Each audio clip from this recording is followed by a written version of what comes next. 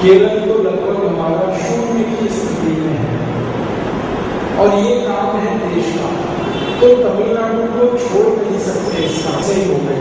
लेकिन दक्षिण भारत के दो राज्य हमारा केरल और तमिलनाडु आया ही नहीं, तो सरकार के सामने हमारी भद्र और फिर गड़बड़ क्या होने वाली है, गड़बड़ ये होने वाली है कि फिर वो उत्तर वर्सेस दक्षिण ऐसा ऐसे हमारे साथ हो गया, तो वो चिंता हमें परेशान कर रहा है, क्योंकि इतिहास में हमने ये देखा है उत्तर भारत में, पश्चिम भारत में और मध्य भारत में, दक्षिण में बहुत कम है। दक्षिण में थोड़े से नंबर बने तो आंध्र प्रदेश में बने, तमिलनाडु में बहुत कम और केरल में तो काफी बड़ा है। हम ऐसा मानते हैं कि अगर दक्षिण भारत से मान लो हमको करोड़ों में नहीं तो कुछ लाख नंबर तो मिलने ही चाहिए। कम से कम दक्षिण भारत में हम कल हिसाब निकाल रहे थे, तमिलनाडु अकेले राज्य में कम से कम 10 लाख ऐसे भारतवासी हैं जो उत्तर से हम इसमें तमिलनाडु में अपनी तरफ से तो सही बात कर रहा हूँ कि हम कमजोर है काफी, हमारा संगठन भी इतना बड़ा नहीं है, हमारी कक्षाएं भी उतनी नहीं चल रही है, शिक्षा भी उतनी नहीं है जितने उत्तर और दक्षिण में, तो इन सबको बढ़ाने में आप सबकी 10 लाख नंबर हमें हो जाए और हर जगह से 20-25 हज़ार 20-25 हज़ार का रिप्रेजेंटेशन हो जाए पूरे तमिलनाडु से, तो बात में नहीं तो वहीं जाकर एक छोटी सी बात के लिए सारा मामला अटक सकता है। ये और संसद को ये कहने का क्योंकि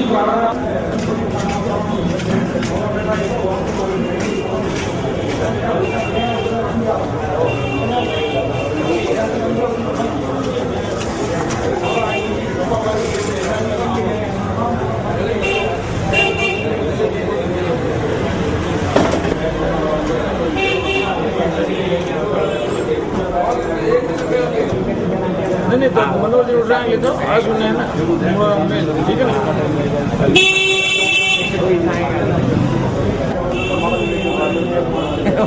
उन्हें कहीं करना कौन है, उन्हें कहीं विद्यार्थी इनके बीच में बताएंगे। अगर किसी भाषा की दिक्कत होगी थी, मेरी यही दिली तमन्ना थी कि आपका अनुवादन मैं मेरी जिंदगी में एक बार जरूर करूंगा, प्रभु से यही इच्छा करूंगा। और यहाँ पर पधारने के लिए आप सबका हार्दिक हार्दिक अभिनंदन करता हूं और श्रीमान आपका ज्यादा समय न लेते हुए श्रीमान राजीव जी दीक्षित को इस मंच पर आपके ही विषय स्वाभिमान, स्वदेशी, स्वास्थ्य और चिकित्सा पढ़कर तो मुझे भी ऐसा लगा कि 2.5 घंटे में इतने बहुल विषयों पर आप कैसे हम सबको अपनी विचारना समझाएंगे। और मेरी पूरी विश्वास है कि आप पहली बार आए हैं यहाँ पर, बार बार आएंगे मदुरई की धरा पर, और हमने अपने बहुमूल्य विचारों से प्रेरित और हमें भी इस पथ पर आगे अग्रसर होने के लिए प्रेरित करते रहेंगे। धन्यवाद। बुद्धों, इस सभा में उपस्थित सभी सम्माननीय माताओं बहनों, मैं आपका बहुत आभारी हूँ कि आप यहाँ उपस्थित हैं और मुझे आपसे संवाद करने का मौका मिल रहा है। मैं सबसे पहले सभी आयोजकों का आभार व्यक्त करता हूँ जिन्होंने इतनी सुंदर व्यवस्था की और मुझे आपके सामने प्रस्तुत होने का मौका दिया। भारत स्वाभिमान नाम का एक अभियान सारे देश में चल रहा है, उसके साथ मैं जुड़ा हुआ हूँ। यह अभियान परम पूजनीय स्वामी रामदेव जी ने शुरू किया 5 जनवरी 2009। अभियान शुरू हुआ हरिद्वार से और अब लगभग 1.5 साल में ये अभियान भारत के 680 जिलों तक पहुंच गया। इस अभियान में लगभग 2,40,000 योग शिक्षक काम कर रहे हैं और 10,000 से ज्यादा इसमें पदाधिकारी हैं। अगले 2 साल में 11 लाख योग शिक्षक इस अभियान में और आने वाले हैं। मतलब 2 साल बाद हमारे पास 13,40,000 योग शिक्षक हो जाएंगे। और ये जो संख्या है 13,40,000, इस संख्या का मतलब है कि भारत के हर गांव में हमारे 2 योग शिक्षक हो जाएंगे। भारत में लगभग 6,38,365 गांव हैं, हर गांव में 2 योग शिक्षक। और साथ ही साथ अगले 4 साल में हम इस अभियान में 5 करोड़ लोगों को मेंबर बनाने वाले हैं, इस अभियान का सदस्य बनाने वाले हैं। और एक व्यक्ति अगर सदस्य बने तो वो कम से कम 10 लोगों को प्रभावित करता है।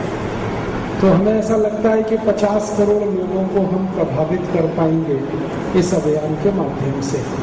काम क्या करना है, किस उद्देश्य के लिए हमने ये सब शुरू किया है? 2 उद्देश्य हैं। पहला उद्देश्य है भारत के हर नागरिक को स्वस्थ बनाना, निरोगी बनाना, रोगमुक्त बनाना। और दूसरा उद्देश्य है भारत देश को निरोगी बनाना, रोगमुक्त बनाना। नागरिक हमारे स्वस्थ हों और देश भी हमारा स्वस्थ हो। नागरिकों को स्वस्थ बनाने की जरूरत क्यों है? क्योंकि इस समय अपने देश में बहुत बीमारियां हैं, इलाज किसी का नहीं है, बीमारियां बहुत हैं। और जैसे जैसे समय बीत रहा है, हम जिसको कहते हैं ना प्रगति कर रहे हैं, उतनी ही तेजी से बीमारियां बढ़ रही हैं। जितनी तेजी से हम आगे बढ़ रहे हैं, उससे ज्यादा बीमारियां आगे बढ़ रही हैं।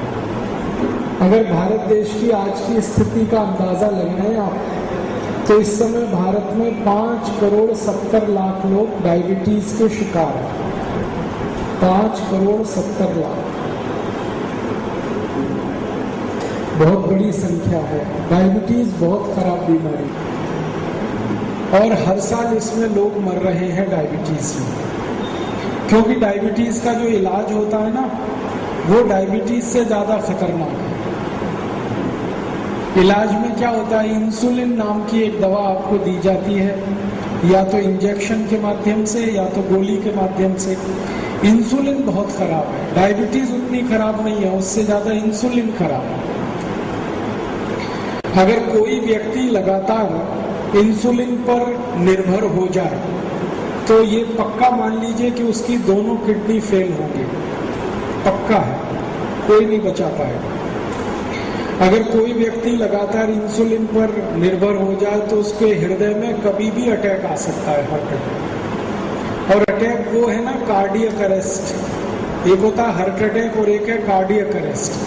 हार्ट अटैक में तो जिंदा रहने की संभावना है, कार्डियक अरेस्ट में बचा नहीं पाते किसी को, क्योंकि समय नहीं मिलता उसमें।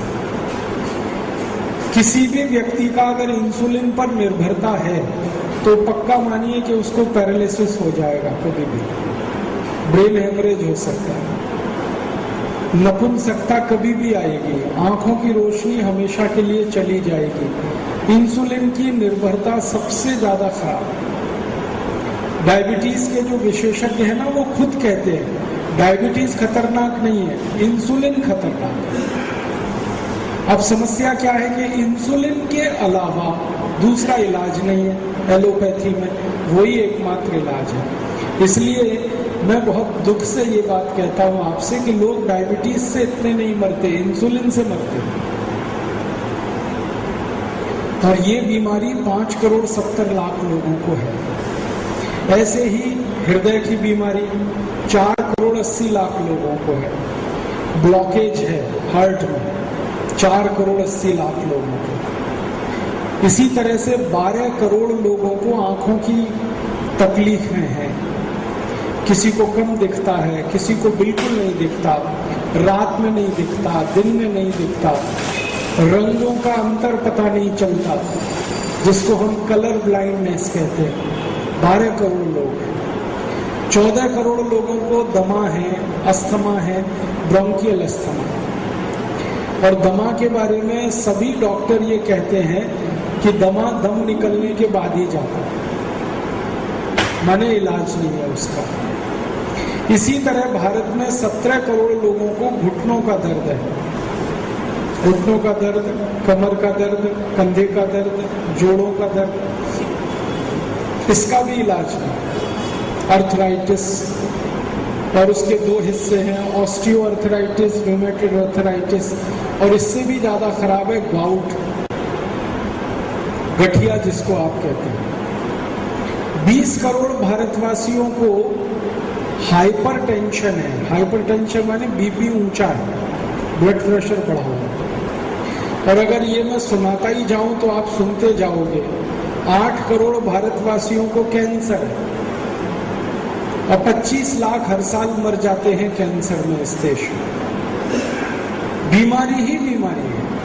भारत सरकार कहती है कि 77 करोड़ भारतवासियों को भयंकर रोग, 77 करोड़, और जिनका कोई इलाज नहीं है, उपाय नहीं।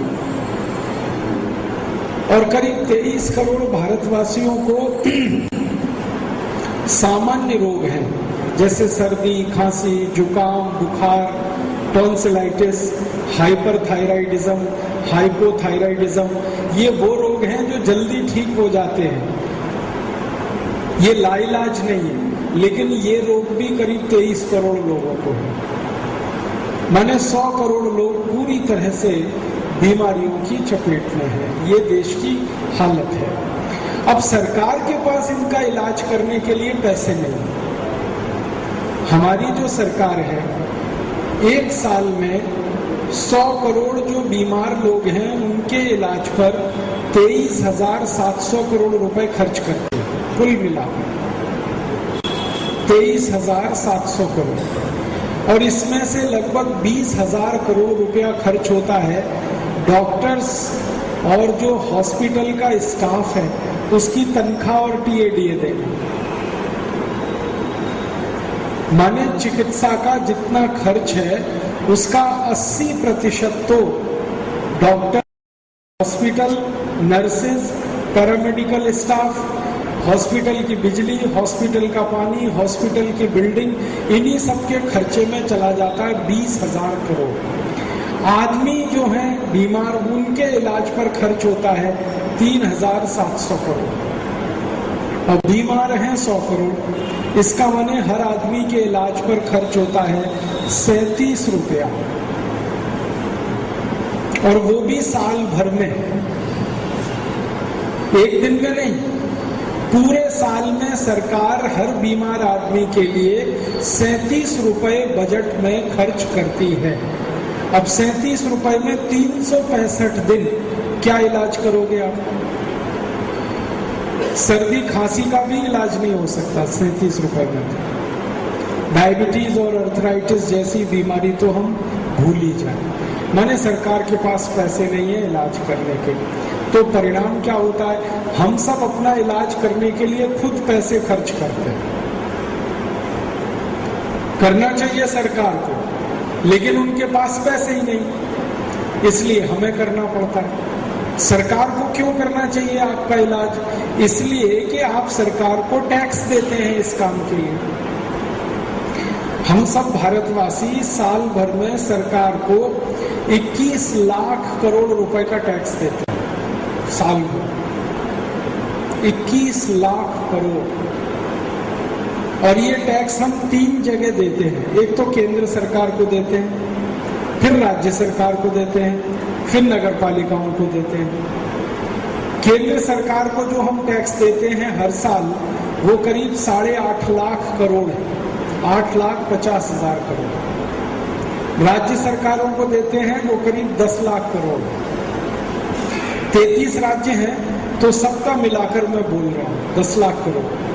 और 2.5 लाख करोड़ हम देते हैं नगर पालिकाओं को। भारत में करीब 14,000 नगर पालिकाएं हैं, म्युनिसिपल कॉरपोरेशन। तो 2.5 लाख करोड़ नगर पालिकाओं को दे दिया, 10 लाख करोड़ राज्य सरकार को, 8.5 लाख करोड़ केंद्र को, कुल मिलाकर हमने दे दिया 21 लाख करोड़। और ये जो टैक्स हमने दिया इस उम्मीद में कि सरकार हमारी चिकित्सा की सुविधा करेगी, बिजली की सुविधा करेगी, पानी की सुविधा करेगी, सड़क की सुविधा करेगी, शिक्षा की सुविधा करेगी, हमारी सुरक्षा की सुविधा करेगी, विदेशी आक्रमण से देश को बचाएगी। इसलिए तो टैक्स देते हैं, नहीं तो टैक्स देने का मतलब क्या। अब हम तो दे रहे हैं ईमानदारी से हर साल टैक्स, लेकिन सरकार उतनी ईमानदारी से हमारे ऊपर वो खर्च नहीं कर रही है। अगर मैं मोटी मोटी सी जानकारी आपको दूं तो हर आदमी सरकार को साल में 21,000 से ज्यादा का टैक्स भर रहा है, हर आदमी। गरीब से गरीब, अमीर से अमीर का तो मैं बात ही नहीं करता, वो तो जो दे रहे हैं वो खुद ही जानते हैं। गरीब से गरीब आदमी साल में 21,000 रुपए टैक्स में दे रहा है और सरकार बदले में उसको 37 रुपए दे रही है चिकित्सा के खर्च में। क्या होगा उसका? शिक्षा का खर्च अगर मैं बताऊं तो सरकार 33 रुपए हर आदमी को खर्च कर रही है शिक्षा के लिए, 37 रुपए हैं चिकित्सा के खर्च में, शिक्षा के लिए 33 रुपए। पानी की व्यवस्था अगर करें तो उसके लिए 7 रुपए हर आदमी के लिए। सड़क की बात करें तो लगभग 9 रुपए। एक दिन मैंने ये सब जोड़ा, चिकित्सा, शिक्षा, सड़क, बिजली, पानी, सब मिलाकर सरकार हमारे ऊपर खर्च करती है मुश्किल से 75 रुपए साल में, और हम सरकार को दे देते हैं 21,000 रुपए साल में हर व्यक्ति, और हर व्यक्ति पर खर्च हो रहा है 75 रुपए साल में। मतलब बात सीधी सी है कि हम जो दे रहे हैं बदले में हमें कुछ नहीं मिल रहा है।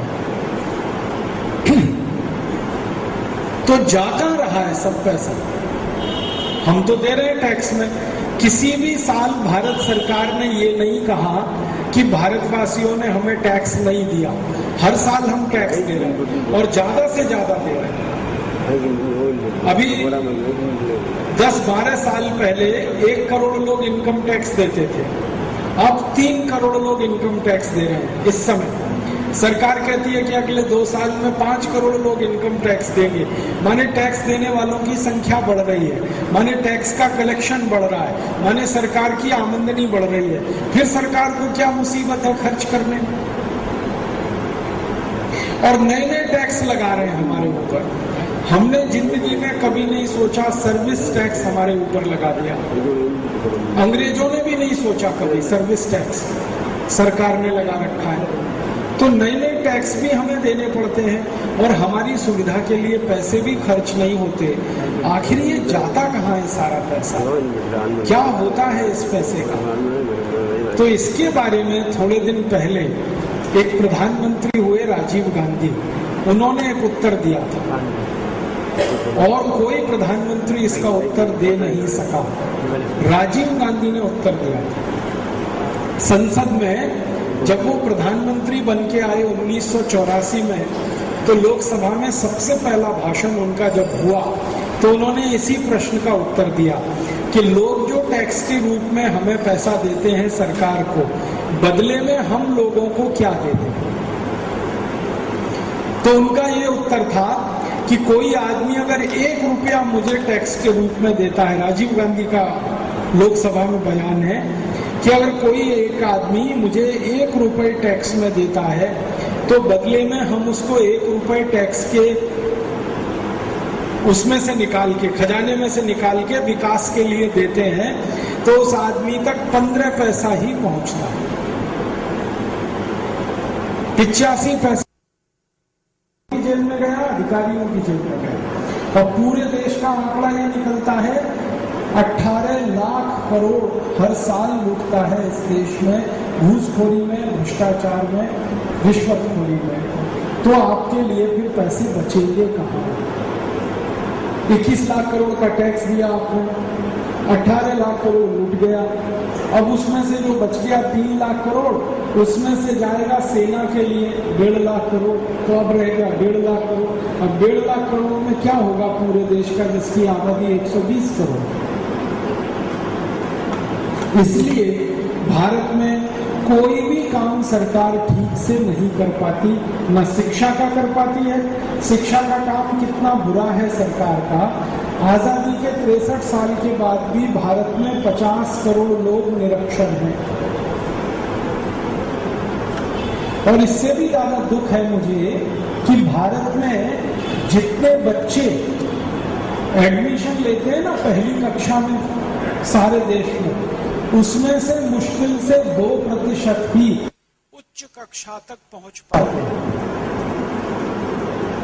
पहली कक्षा में अगर मान लो 100 बच्चों ने एडमिशन लिया तो आखिरी कक्षा तक पहुंचते पहुंचते वो 2 रह जाते। आखिरी कक्षा माने एमए मान लो, एमएससी मान लो, एमकॉम मान लो, एमबीए मान लो, जिसको हम पोस्ट ग्रेजुएशन कहते हैं।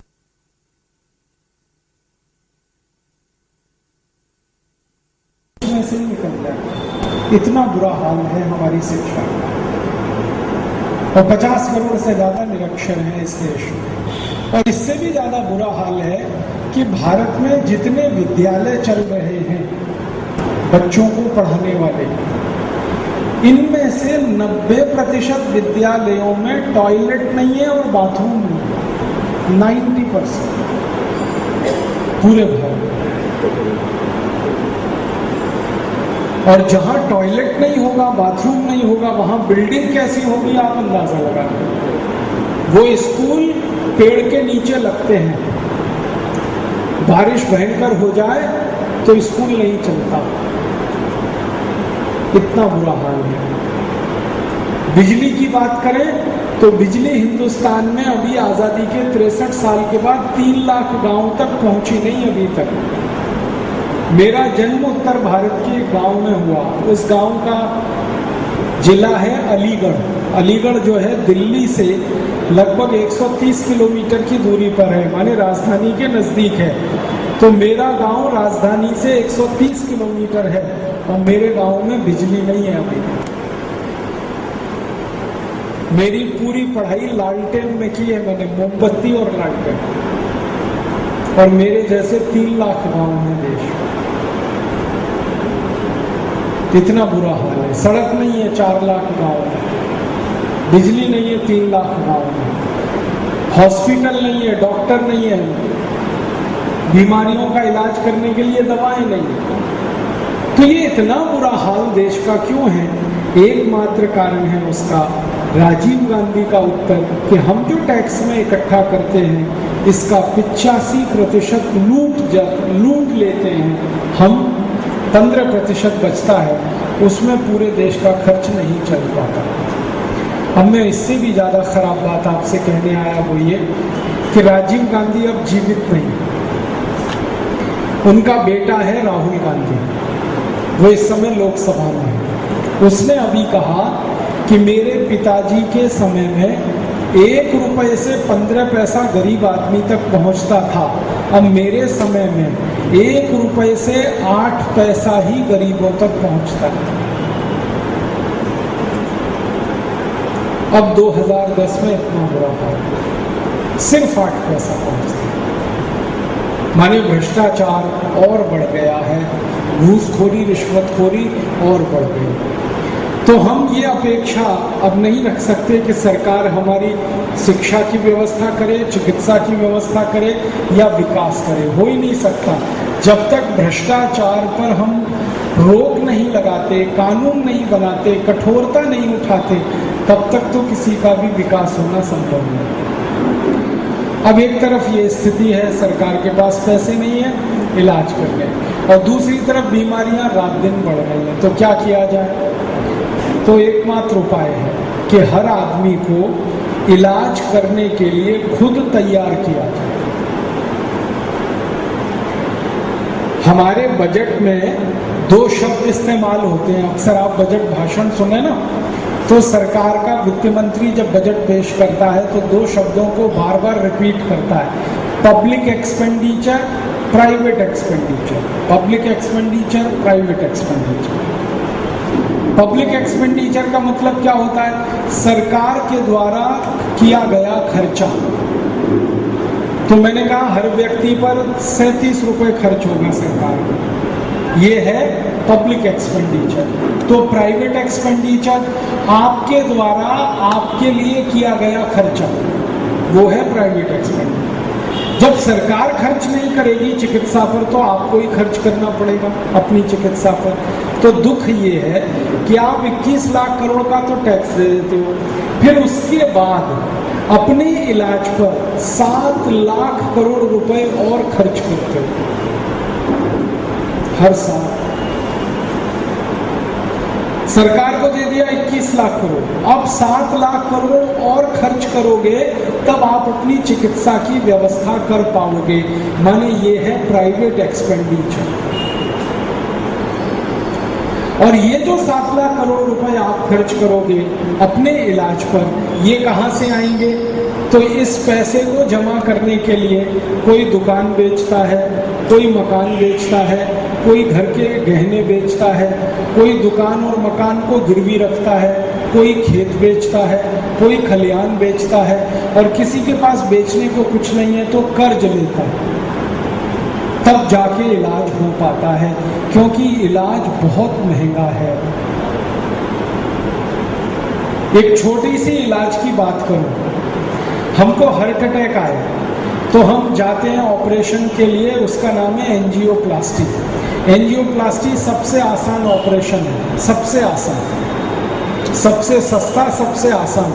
लेकिन ये कितना महंगा है आपके लिए, एक एंजियोप्लास्टी कराने में कम से कम 1.5 लाख रुपए खर्च होता है, और अपोलो जैसे हॉस्पिटल में 2 लाख 2.5 लाख खर्च होता है। और इलाज में किया क्या जाता है? आपके हृदय में रक्त देने वाली जो वाहिकाएं हैं, जिनको हम आर्टरीज और वेन्स कहते हैं, कुछ रक्त लेके आती है, कुछ लेके जाती है। बारे में अच्छे से पता चल गया डॉक्टर को कि मोटी पार्टी है तो 3 लाख भी ले लेगा। और आप में थोड़ी बेशर्माई है, वैसे है नहीं, लेकिन हम में से कुछ लोग जो थोड़े बेशरम किस्म के हैं, वो डॉक्टर से भाव तोल करेंगे तो उनसे 75,000 भी ले लेगा वही डॉक्टर, कभी कभी 50,000 में भी कर देगा वही ऑपरेशन, क्योंकि उसका क्या जाता है, 10 रुपए का माल है उसका, 50,000 भी उसको पैसे ही मिल रहे। और आजकल चेन्नई और बेंगलोर में ऐसे कई हॉस्पिटल हैं जो एक पर एक फ्री ऑपरेशन कर रहे हैं। हाँ, एक पर एक फ्री, बहुत हॉस्पिटल। तो माने ऐसा धंधा चल पड़ा है जैसे सब्जी भाजी बेचने का, 1 किलो आलू लो 1 किलो प्याज फ्री, एक ऑपरेशन कराओ दूसरा ऑपरेशन फ्री। इसका माने लूट इसमें इतनी बड़ी है आप सोच नहीं सकते। और कानून कोई है नहीं इस देश में। आप एंजियोप्लास्टी मदुरई में कराओ, हो सकता है 75,000 खर्च हो, वो मद्रास में कराओ, हो सकता है लाख रुपए खर्च हो, वो दिल्ली में कराओ तो हो सकता है 1.5 लाख खर्च हो। कुछ फिक्स नहीं है। एक ही ऑपरेशन 3 अलग शहरों में कराओ, अलग अलग खर्चा है,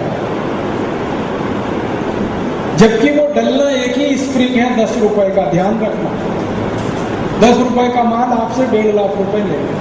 और इसमें समस्या पता है क्या है? समस्या ये है कि जो स्प्रिंग डालते हैं वो 6-8 महीने में बेकार होता है, उसकी उम्र उतनी है, 6 से 8 महीने के बाद वो बिल्कुल बेकार है। फिर दोबारा अटैक आपको आता है, फिर दूसरी स्प्रिंग डालता है डॉक्टर, फिर 6-8 महीने बाद तीसरा अटैक आता है, और 3 अटैक के बाद फिर आपकी जयराम जी की हो जाएगी।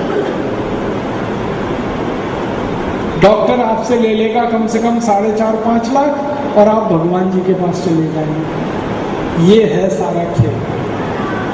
कारण जानते हैं क्या है? ये जो एंजियोप्लास्टी है ये सक्सेस नहीं है, सफल नहीं है। सारी दुनिया के विशेषज्ञ कहते हैं ये सफल नहीं। तो आप कहोगे जी बाईपास कराएं क्या? बाईपास भी सफल नहीं है। आज आपने बाईपास कराया, कल फिर अटैक आ सकता है आपको, कोई गारंटी नहीं उसकी। तो आपको ओपन हार्ट सर्जरी, उसकी भी कोई गारंटी नहीं। ये तो बड़ी समस्या है, खर्चा भी करें और इलाज की कोई गारंटी नहीं। सभी के बारे में यही कहा जा सकता है। आपको अगर बीपी है हाई कोई गारंटी नहीं ले सकता कि आपका बीपी ठीक करा दे वो किसी भी दवा से। वो कहेगा जिंदगी भर खाओ गोली। अब जिंदगी भर तो खाना खाया जाता है, गोली थोड़ी खाई जाती है। गोली तो महीने 2 महीने खाए ठीक हो जाए, उतना ही है। खाना खा सकते हैं रोज, लेकिन वो कहते हैं रोज गोली खाओ, 4 सुबह 4 दोपहर 4 शाम। गोली ऐसे खाओ जैसे सब्जी खाते हो, सब्जी की जगह गोली खाओ। ऐसा पूरे देश में माहौल। डायबिटीज हो जाए तो जिंदगी भर इंसुलिन लगाओ, हाई बीपी हो जाए जिंदगी भर गोली खाओ, ये गठिया बात हो गया जिंदगी भर पेन किलर खाओ। ये समस्याएं देश में हैं और एक बहुत खराब स्थिति है कैंसर के मरीजों की। कैंसर के मरीजों का तो इतना बुरा हाल है, लाखों रुपए तो चले जाते हैं, मरीज भी चला जाता है। और कैंसर के सारे डॉक्टर एक बात कहते हैं कि मरीज कैंसर से नहीं मरता, कैंसर का जो ट्रीटमेंट उसको दिया जाता है उससे मरता है। जो कीमोथेरेपी और वो सब करते हैं ना, उसमें मर जाता है। तो ऐसा घटाटोप का माहौल है। ऐसी स्थिति में क्या किया जाए? तो एकमात्र रास्ता हमको दिखाई देता है वो ये कि हर व्यक्ति को कुछ ऐसा ज्ञान दिया जाए कि वो अपनी हर बीमारी को खुद ठीक करे, डॉक्टर पे निर्भर ना रहे, दवाओं पे तो बिल्कुल ना रहे। हम जो दवाएं खाते हैं, डॉक्टर हमें जो दवाएं खिलाता है, शायद आप नहीं जानते जिन दवाओं को आप खाते हो दुनिया में उन्हें कोई नहीं खाता। अमेरिका के लोग जिन दवाओं को नहीं खाते, जर्मनी के लोग नहीं खाते, फ्रांस में नहीं खाते, इंग्लैंड में नहीं खाते, हमारा पड़ोसी बांग्लादेश जिन दवाओं को नहीं खिलाता अपने लोगों को, वो दवाएं हम खाते हैं। नाम लेके बताता हूं। एक दवा है, उसका नाम है वोवेरॉन। ये अक्सर खिलाई जाती है जब बुखार आता है, तो वोवेरॉन का इंजेक्शन लगाता है डॉक्टर या गोली खिलाता है। आपको सुनकर बहुत तकलीफ होगी कि दुनिया के 56 देशों में वोवेरॉन नाम की दवा 20 साल से बंद है। 56 देशों में 56। कारण क्यों? वोवेरॉन का इंजेक्शन अगर गलती से आपने लगवा लिया, कभी भी किडनी फेल हो जाएगी। सबसे ज्यादा दुष्परिणाम उसका किडनी पे हो। और हम तो पतंजलि योगपीठ में रहते हैं, हर दिन 2000 मरीज आते हैं हमारे यहाँ। हमारी ओपीडी भारत की सबसे बड़ी ओपीडी है, पतंजलि योगपीठ हरिद्वार के। 2000-2500 मरीज रोज आते हैं। कम से कम 500 मरीज रोज आते हैं जिनकी किडनी फेल हुई रोज।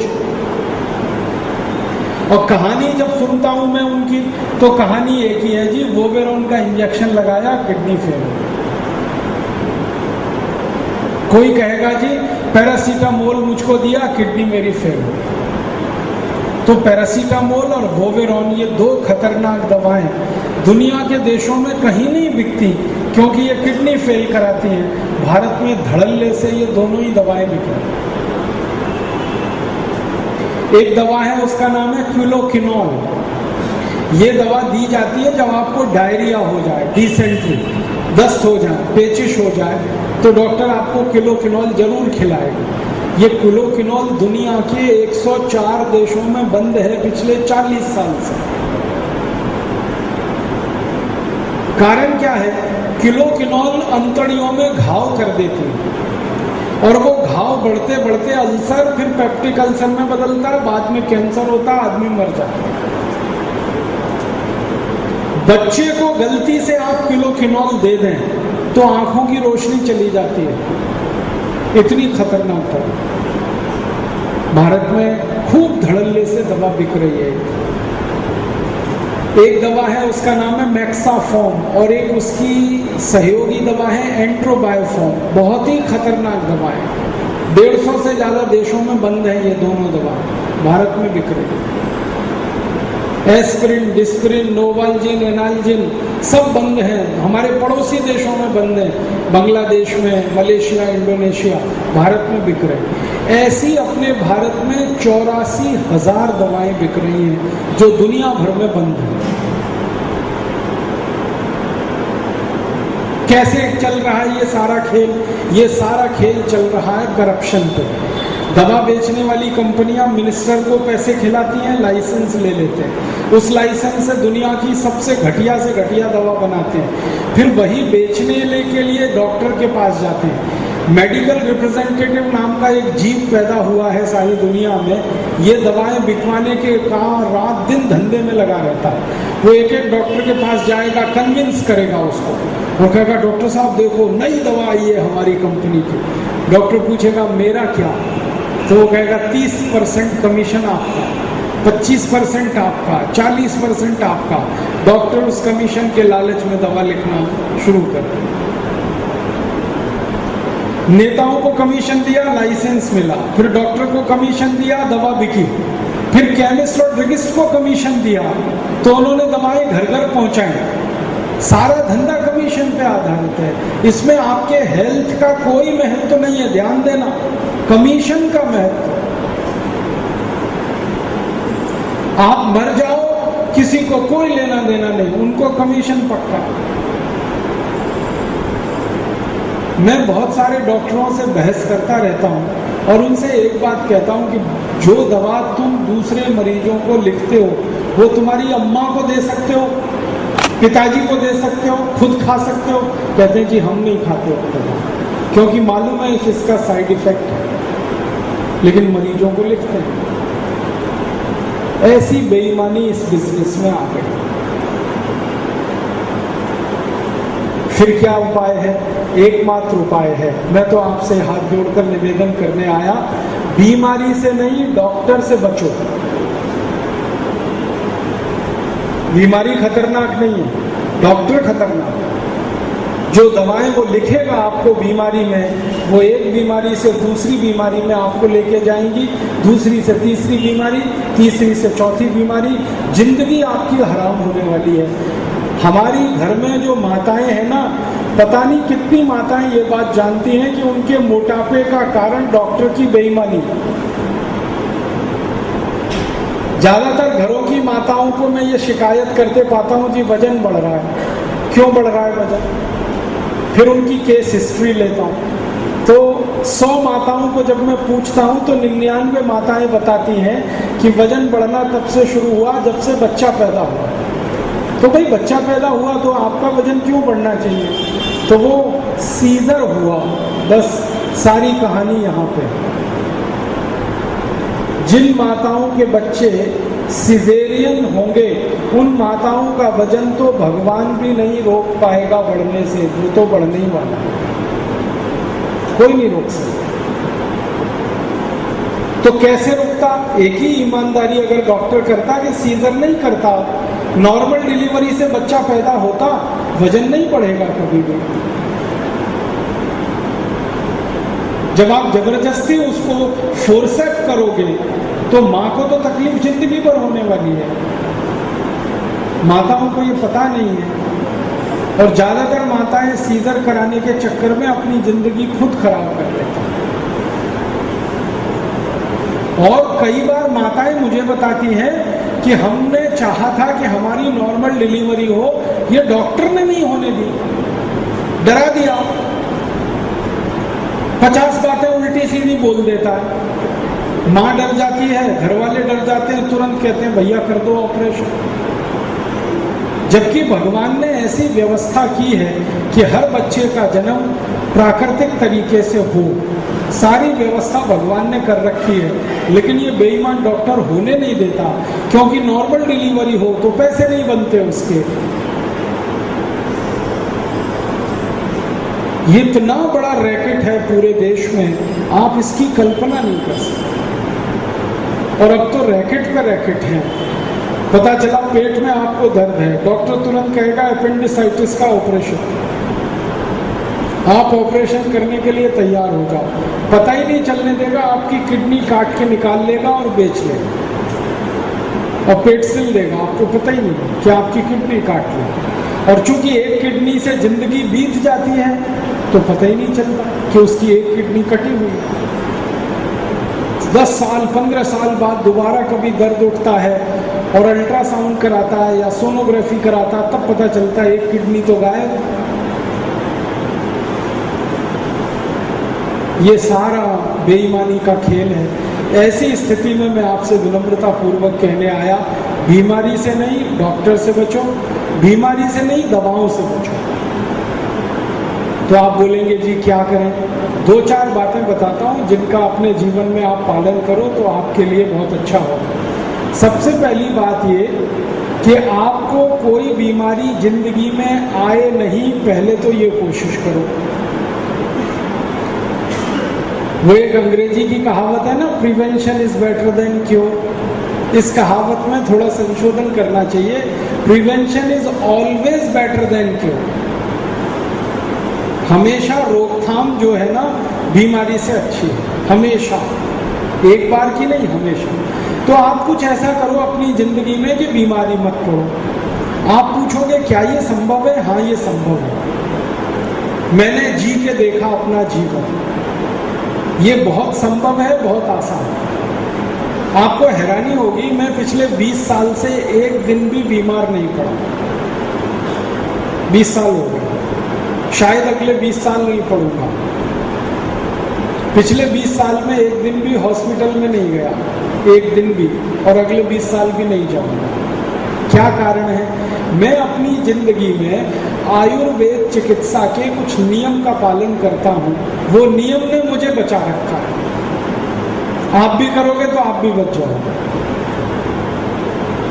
हमारी दुनिया में एकमात्र चिकित्सा पद्धति है जिसको हम आयुर्वेद कहते हैं, जो बीमारी से बचना सिखाती है। आयुर्वेद का सूत्र है, सर्वे भवन्तु सुखिनः, सर्वे सन्तु निरामया, सर्वे भद्राणि पश्यन्तु, माँ कश्चित् दुःख भाग् भवेत्। सब सुखी रहें, सब निरोगी रहें, किसी को कभी कोई रोग ना आए, कभी कोई दुख ना हो। ये मात्र एक ही सूत्र है सारी दुनिया में जो आयुर्वेद से निकला है। बाकी एलोपैथी में ऐसा कोई सूत्र नहीं है, होम्योपैथी में भी नहीं। पूरी एलोपैथी चिकित्सा में ऐसा कोई सूत्र नहीं है सर्वे भवन्तु सुखिनः के बराबर। सब सुखी रहे माने निरोगी रहेंगे तभी तो सुखी रहेंगे। तो आप निरोगी रहो माने सुखी रहो, ये आयुर्वेद सिखाता है। और इसके लिए आयुर्वेद में सबसे ज्यादा रिसर्च की गई है, निरोगी कैसे रहे, स्वस्थ कैसे रहे। और इसके लिए 1-2 नहीं, सैकड़ों किताबें लिखी गई हैं आयुर्वेद, सैकड़ों। कुछ नाम बताता हूँ। बहुत सुंदर एक किताब है अष्टांग हृदयम, एक बहुत सुंदर किताब है अष्टांग संग्रहम, एक बहुत सुंदर किताब है भाव प्रकाश, एक बहुत सुंदर किताब है निघंटु, एक बहुत सुंदर किताब है चरक संहिता, एक बहुत सुंदर किताब है सुश्रुत संहिता। ऐसी सैकड़ों किताबें लिखी गई हैं आयुर्वेद में एक ही विषय पर, स्वस्थ कैसे रहें, निरोगी कैसे रहें, 100 साल की जिंदगी बिना रोग के कैसे काटें, माने 100 साल जिंदा रहें और रोग कोई ना आए। ऐसी अद्भुत पुस्तक है, आप पढ़ो इनको, थोड़ा समय निकालो। मैं तो बहुत लोगों को कहता हूँ सवेरे सवेरे फालतू अखबार पढ़ने में जो आधा घंटे लगाते हो, ये आयुर्वेद पढ़ने में लगा दो तो जिंदगी संवर जाएगी। क्योंकि अखबार में तो बलात्कार, चोरी, डकैती, बेईमानी, भ्रष्टाचार, इसके अलावा तो कुछ छपता नहीं। और अगर छपता हो तो बताओ मुझे। उसमें आधा घंटे रोज हमारा बर्बाद होता है, कई लोगों का 1 घंटा बर्बाद होता है। ये रोज का 1 घंटा निकाल के कोई ऐसी पुस्तक पढ़ लें चिकित्सा और स्वास्थ्य की, तो अपने भी काम आए, पूरे परिवार के काम। समय निकाल के सही चीज पढ़ने की आदत डालो। रात को सोते सोते नींद नहीं आ रही, 15-20 मिनट पढ़ते पढ़ते सो, नींद भी अच्छी आएगी, ज्ञान भी मिलेगा। आप बोलोगे ये पुस्तकें मिलती क्या है? बाजार में मिलती हैं, खरीद लो। ज्यादा महंगी नहीं, 200-250 रुपए में मिल जाती है अष्टांग हृदय। अष्टांग संग्रम भी उतने में ही आ जाती है, सस्ती है। और आपको तो अब खुशी होगी कि ये हिंदी में भी है अब। वैसे ये सब मूल पुस्तकें संस्कृत में है, लेकिन अब विद्वानों ने उसका हिंदी भाषांतर भी कर दिया है, आप बाजार से ले सकते हैं। और बाजार में अगर जाओ ना मिले तो ये जो अष्टांग हृदयम पुस्तक है मैंने भी इसको लिखा है, अपने तरीके से लिखा है और बहुत सरल कर दिया है और थोड़ा संक्षिप्त कर दिया है। अष्टांग हृदयम मूल तो बहुत बड़ा ग्रंथ है, कम से कम उसमें 3,500-4 हजार पन्ने, बहुत बड़ा है। मैंने बहुत छोटा कर दिया उसको, 100-125 पन्ने में छोटी पुस्तक बना दी, आम आदमी के काम आ सके। वो यहाँ मैं लाया हूँ, आप चाहो तो ले लेना, बहुत सस्ता है, शायद 25 रुपए का, बाजार में तो 250 रुपए का, क्योंकि बाजार में तो जो छापने वाला है उसको अपना मुनाफा भी चाहिए। हमने इसको छापा है, कोई पैसा हमें ना मिले, जितना खर्च छपाई में आया उतने में, और उसमें हमने रंगीन कागज नहीं लगाया, सस्ता वाला कागज लगाया, उसमें हार्ड बाउंड कवर पेपर नहीं लगाया, सरल सा, तो सस्ता कर दिया ताकि कोई भी गरीब आदमी खरीदे। इस पुस्तक में अद्भुत बातें हैं, 2-4 बताता हूँ आपको, जिंदगी भर याद रखो आप उसको। पहली बात यह है कि आप बीमार मत पड़ो तो क्या करें। आयुर्वेद में अष्टांग हृदयम में सूत्र है कि आयुर्वेद अष्टांग हृदयम कहता है बीमार नहीं पड़ने के लिए 3 बातें ध्यान रखो, वात, पित्त और कफ, इनको संतुलित रखो, बस बीमार नहीं पड़ेगा। वात, पित्त और कफ। आपको मालूम है वात, पित्त, कफ के 3 दोष हैं जो आपके बीमारी का कारण है। ये बीमार कब बनाते हैं किसी व्यक्ति को? जब वात, पित्त, कफ में संतुलन टूट जाता है, असंतुलन आ जाता है, वात बहुत बढ़ गया, पित्त बहुत घट गया, कफ बहुत बढ़ गया, वात बहुत घट गया, तभी बीमारी आएगी। जो वात, पित्त, कफ संतुलित है, समान है, तो बीमारी आने की कोई संभावना नहीं। ये आयुर्वेद का मूल रहस्य है। अब आप वात, पित्त, कफ को ठीक कैसे रख सकते हैं, इसके लिए छोटी छोटी बातें बताता हूँ। सब माताएं जरूर इसको ध्यान से सुने, क्योंकि ये आपके बहुत काम की है, वैसे तो सबके काम की। वात को संतुलित रखना है अगर जिंदगी भर, तो शुद्ध तेल खाओ, ये पहली बात, शुद्ध तेल खाओ। अब आपके मन में तुरंत सवाल आएगा, क्या हम तेल शुद्ध नहीं खा रहे हैं? हाँ, आपका तेल शुद्ध नहीं है। जिनको घर में वात की बीमारी है, समझ लो तेल किसी का शुद्ध नहीं है। आप बोलेंगे जी हम तो बाजार से लाए हैं डबल रिफाइंड, ट्रिपल रिफाइंड। ये डबल रिफाइंड, ट्रिपल रिफाइंड माने जहर, तेल नहीं। आपको मालूम है ये डबल रिफाइंड, ट्रिपल रिफाइंड चक्कर क्या है? तेल जो होता है ना, जो तेल मिल से निकाला जाता है, जैसे तिल, जैसे सरसों, जैसे नारियल, जैसे मूंगफली, आपने दे दी किसी तेल मिल वाले को, उसने पीस के तेल निकाल दिया, ये है शुद्ध तेल, ये खाओ। तो फिर बाकी तेल क्या है? बाकी में सब है मिलावट। वो मिलावट पता है क्या है? तेल को जब रिफाइन करते हैं तो तेल की चिकनाई निकालते हैं, और जब तेल की चिकनाई निकल जाती है तो तेल पानी हो जाता है। और तेल की जब एक बार चिकनाई निकाली जाती है तो उसको कहते हैं रिफाइनिंग ऑफ ऑयल। जब 2 बार चिकनाई निकालते हैं तो डबल रिफाइनिंग, और 3 बार निकाल लिया तो ट्रिपल रिफाइनिंग। तो बचा क्या? उसमें पानी है, वो तो आप चिकनाई से घबराने लगे आजकल। हाँ, और डॉक्टरों ने डरा दिया कोलेस्ट्रॉल बढ़ जाएगा जी, चिकनाई मत खाना। मैं आपको जो कहने आया वो ये कि चिकनाई खाना देख के खाना, कौन सी खाने लायक है, कौन सी खाने लायक नहीं है। चिकनाई दुनिया में 2 तरह की है, एक अच्छी और एक बुरी।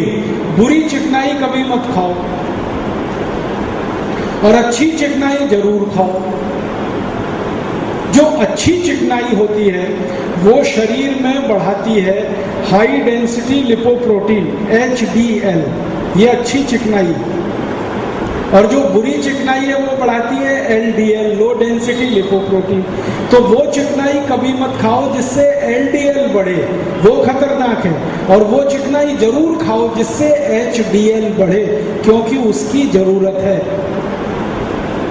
ये जो अच्छी चिकनाई आप नहीं खाओगे तो क्या होगा वो भी बता दूं, आपका शरीर चूसे हुए आम के जैसा हो जाएगा। आम चूसने के बाद कैसा दिखता है, ऐसा हो जाएगा। चिकनाई तो खाओ, नहीं तो शरीर की चमक चली जाएगी। ये जो चेहरा चमकता है ना हमारा, ये चिकनाई के कारण। अगर चिकनाई नहीं है शरीर में तो पिलपिला हो जाएगा, देखने में अच्छा ही नहीं लगेगा। तो चिकनाई तो खाओ, अच्छी वाली।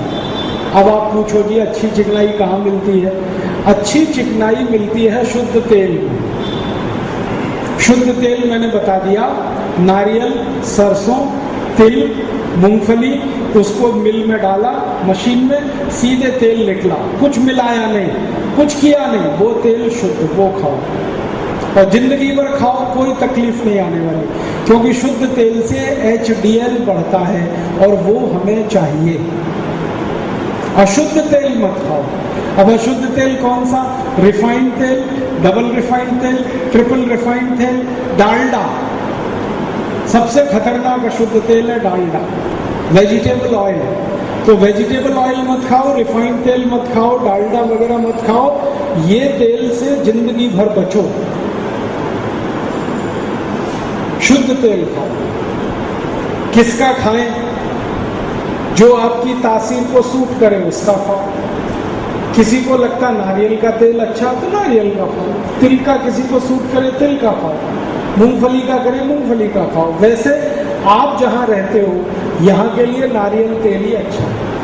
जब आप राजस्थान जाओगे तो वहाँ के लिए सरसों का तेल अच्छा है। जब आप जम्मू कश्मीर जाओगे वहाँ के लिए तिल का तेल बहुत अच्छा है। पहाड़ में रहें तो तिल का तेल, मैदान में रहें तो सरसों आदि का तेल, और समुद्र के किनारे रहें तो नारियल का तेल। शुद्ध खाओ, कभी तकलीफ नहीं आएगी। और जिंदगी में वात का कभी कोई रोग नहीं आएगा, शुद्ध तेल की इतनी ताकत है। और वात के 80 रोग हैं, 80 शरीर में। घुटनों का दर्द, कमर का दर्द, कंधे का दर्द, जोड़ों का दर्द, ऐसे 80 रोग हैं। ये सब रोगों से बच जाओगे शुद्ध तेल का। अब कहाँ से आएगा? मदुरई में ढूंढो, कोई तेल मिल है क्या? नहीं है तो लगा लो, बहुत सस्ते में मशीन आती है आजकल। जो गुजरात वाले भाई बहन ना, राजकोट में मैंने देखा शुद्ध तेल निकालने की मशीन 50,000 की, और वो इतनी छोटी है कि 10 फीट लंबा कमरा, 10 फीट चौड़ा कमरा उतने में लग जाती है। और सब तरह के तेल एक ही मशीन से निकल आते हैं। नारियल का भी निकलता है, सरसों का भी निकलता है, तिल का भी निकलता है, मूंगफली का भी उसी मशीन से निकलता है। तो 50,000 की मशीन का ऑर्डर दे दो, यहाँ लगवा लो, क्या मुश्किल है।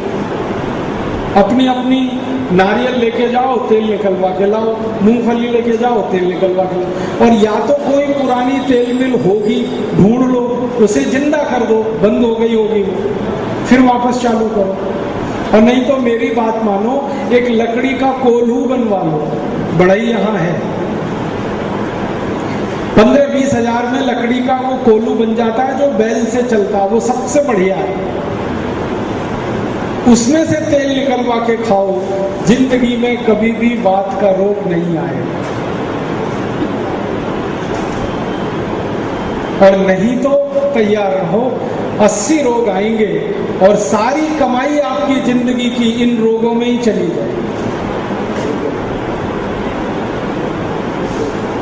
तो आप तय कर लो क्या करना। मैंने तो बता दिया भैया, शुद्ध तेल खाओ, एक मशीन लगवाओ, नहीं तो कोल्हू लगवाओ, बैल से चलवाओ, बड़ा पुण्य मिलेगा आपको भी और जिसका तेल निकालोगे उसको। अब मैंने तो बहुत तेल वालों को देखा, वो फोकट में तेल निकालते हैं, पैसे भी नहीं लेते। मैं पूछा भाई तुम्हारा खर्च कैसे निकलता है?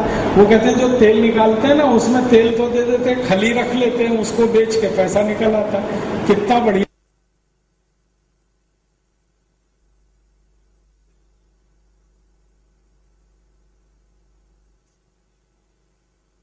कभी रोग नहीं आएगा। दूसरा नियम आयुर्वेद का है कि देशी गाय का घी खाओ तो पित्त का रोग कभी नहीं आएगा जिंदगी में। देशी गाय का घी, पित्त का रोग नहीं आएगा। अब देशी और विदेशी दो गाय हैं, आप सभी जानते हो। विदेशी गाय माने जर्सी गाय, होलिस्टियन, फ्रीजियन, इसका घी मत खाना, दूध भी मत पीना, बहुत खराब है। घी खाना तो देशी गाय। देशी गाय माने जिस गाय के शरीर में पीठ पे ऐसे कंधा निकला रहता है ना, वो देशी हो। और जितना ऊंचा कंधा उतनी अच्छी गाय। इसे खाओ, भरपेट खाओ, कोई दिक्कत। आयुर्वेद में तो कहा गया है कि ये दूध को दही बना के उसको मथानी चला के जो मक्खन निकलता है ना, ये सबसे अच्छी वस्तु है खाने की, मक्खन। आयुर्वेद में कहा गया है कि घी को पचने में 4 घंटे लगते हैं, मक्खन पचने में 40 मिनट ही लगते हैं। सबसे जल्दी हजम होता है, इसलिए भगवान कृष्ण मक्खन ही खाते थे और खूब खाते थे, पेट भर के खाते। कभी सुना हार्ट अटैक आया हो, या कार्डियक अरेस्ट हुआ, या ब्रेन हेमरेज हुआ? क्यों नहीं आया श्री कृष्ण को हार्ट अटैक, जबकि मक्खन पे मक्खन खाते थे, पेट भर के खाते थे? इस पर मैंने थोड़ी सी रिसर्च की तो पता चला श्री कृष्ण मक्खन अकेला नहीं खाते थे, मिश्री के साथ मक्खन खाते थे। मिश्री और मक्खन की जबरदस्त दोस्ती है, और ये दोस्ती पता है कैसी है? जो चीज मक्खन में नहीं है वो मिश्री में है, और जो मिश्री में नहीं है वो मक्खन में है, और दोनों मिलाओ तो पूरा भोजन है। और श्री कृष्ण ने वो मक्खन खाया मिश्री के साथ, तो मारा कंस, मारा जरासंध, खुद नहीं मरे, मार दिया दूसरों को। हमारे बच्चे भी खाए ना मक्खन और मिश्री, तो आज के कंसों को मारेंगे फिर ये आने वाले समय। तो बच्चों को खिलाओ माखन और मिश्री, बिल्कुल चिंता मत करो, खूब पेट भर के खाओ। मक्खन खाइए। किस तरह का मक्खन? जो मैंने तरीका बताया, दूध को गर्म करना, गर्म करके दही बनाना, दही बना के उसमें वो रई चला के, मथानी चला के जो मक्खन निकलेगा वो खाओ, नहीं तो गर्म करके घी बना के खाओ। जिंदगी में पित्त कभी भी खराब नहीं होगा। पित्त खराब नहीं होगा तो 40 रोगों से बचोगे, 40। और तीसरा नियम है आयुर्वेद का, वो ये कि चीनी कभी मत खाओ, कफ का कोई रोग नहीं आएगा। चीनी, चीनी माने शुगर, चीनी छोड़ दो तो कफ की बीमारी नहीं आएगी। कफ की बीमारी जानते हैं क्या क्या है? सर्दी, खांसी, जुकाम, बुखार, नाक में से खून आना, गले में टॉ। कफ की सबसे खराब बीमारी है मोटापा। तो अगर कफ से बचना है तो चीनी मत खाओ। चीनी छोड़ते ही कफ की बीमारी खत्म हो जाएगी आप। तो फिर क्या खाएं? गुड़ खाओ, गुड़, गुड़ खाओ। गुड़ सबसे अच्छी चीज है, और गुड़ से भी अच्छी एक चीज है मिश्री खाओ, जो थोड़ी देर पहले मैं कह रहा था। मिश्री को देखा ना, गोल गोल जैसी बॉल जैसी आती है, वो शुद्ध है। जो बारीक दाने हैं ना, वो तो शक्कर से बनी है, वो मत खाना। और एक बूरा आता है, बूरा, बूरा समझते हैं? राजस्थान वाले समझते हैं। बूरा पीला पीला खांड से बनता है, तो बूरा खाओ, मिश्री खाओ, गुड़ खाओ। और अगर खा सकते हो, मैं माफी मांग के कह रहा हूं, शहद खाओ अगर खा सकते हो। शहद नहीं खा सकते, कोई चिंता नहीं, गुड़ खाओ, बाजार में गुड़ उपलब्ध है। और गुड़ जब लाना तो एक चीज देखना बस कि उसका रंग कैसा है। अगर ज्यादा सफेद रंग का गुड़ है तो मत लेना, वो निरमा वॉशिंग पाउडर से बनता है। तो कौन सा गुड़ लें? काला काला, गहरे लाल रंग का, काले रंग का जो गुड़ है, जो देखने में खराब है वो खाने में अच्छा है, वो गुड़। गुड़ और चीनी का अंतर बताता हूं। आप आधा किलो खाना खा लो, आधा किलो दाल, चावल, रोटी, सब्जी, सलाद सब मिला के आधा किलो। आधा किलो खाने के ऊपर छोटा सा गुड़ खाओ, 1 ग्राम बस। तो ये 1 ग्राम गुड़ आधा किलो खाने को 4 घंटे में हजम करा देगा। 1 ग्राम गुड़ 4 घंटे में आधा किलो खाना पूरा हजम हो जाता है, डाइजेस्ट हो जाता है। अब इसका उल्टा सुनाता हूं, आधा किलो खाना खाओ और ऊपर से आधी चम्मच चीनी खा लो, तो ये आधी चम्मच चीनी खाना नहीं पचेगा, तो खाना सड़ेगा और सड़ा हुआ खाना 103 बीमारियां पैदा करेगा। सड़े हुए खाने में से विष बनेगा और वो विष जिंदगी भर तकलीफ करेगा। इसलिए आयुर्वेद में कहा गया, खाना खाते ही पानी नहीं पीना। कब पीना? कम से कम 1.5 घंटे के बाद। क्यों? क्योंकि 1.5 घंटे तक अग्नि जलती है, 1.5 घंटे के बाद वो अपने आप शांत हो जाती है। जब अग्नि शांत हो तभी पानी पीना चाहिए। पता कैसे चलेगा? खाना खाते समय ध्यान रखो, 10 बजे खाना खाया, 11:30 पे पानी पीना। 11 बजे खाया, 12:30 पे पानी पीना। सरल नियम, आप इसका पालन करो तो वात पित्त कफ तीनों संतुलित रहेंगे। दूसरा नियम है, पानी कभी भी पीना हो तो घूट घूट भर के पीना, सिप सिप करके पानी पीना। एक घूट पानी पिया, थोड़ी देर रखा, फिर एक घूट पिया, फिर रखा, फिर एक, ऐसे पानी पिया। लगातार गटागट पानी नहीं पीना। क्यों? कारण उसका ये है कि मुंह में लार बनती है और ये लार जो है ना, एक एक घूट पानी पियो तो ज्यादा अंदर जाती है, क्योंकि हर बार पानी के घूट के साथ अंदर जाएगी। लार जो है ना, क्षारीय होती है, अंग्रेजी में केमिस्ट्री में कहते हैं एल्केलाइन, और पेट में हमेशा अम्ल बनता है, एसिड और क्षार। अम्ल और क्षार एक दूसरे के दुश्मन है। अम्ल में क्षार मिले या क्षार में अम्ल मिले, दोनों न्यूट्रल हो जाते हैं।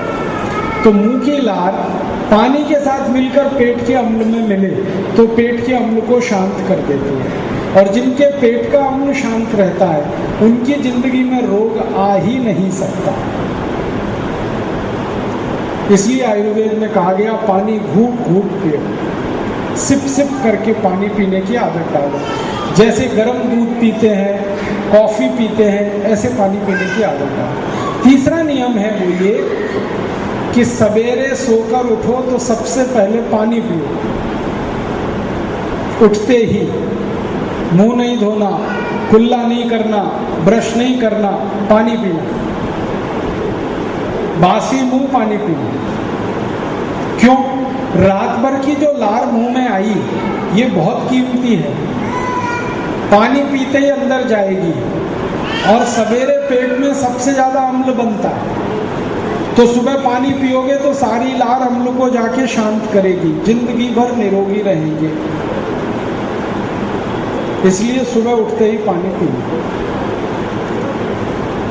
आप में से बहुत सारे भाई बहन होंगे जो जैन परिवार के हैं, तो जैन आचार्यों से मैंने बार बार ये सुना है कि सुबह थूकना नहीं चाहिए, पाप पड़ता है।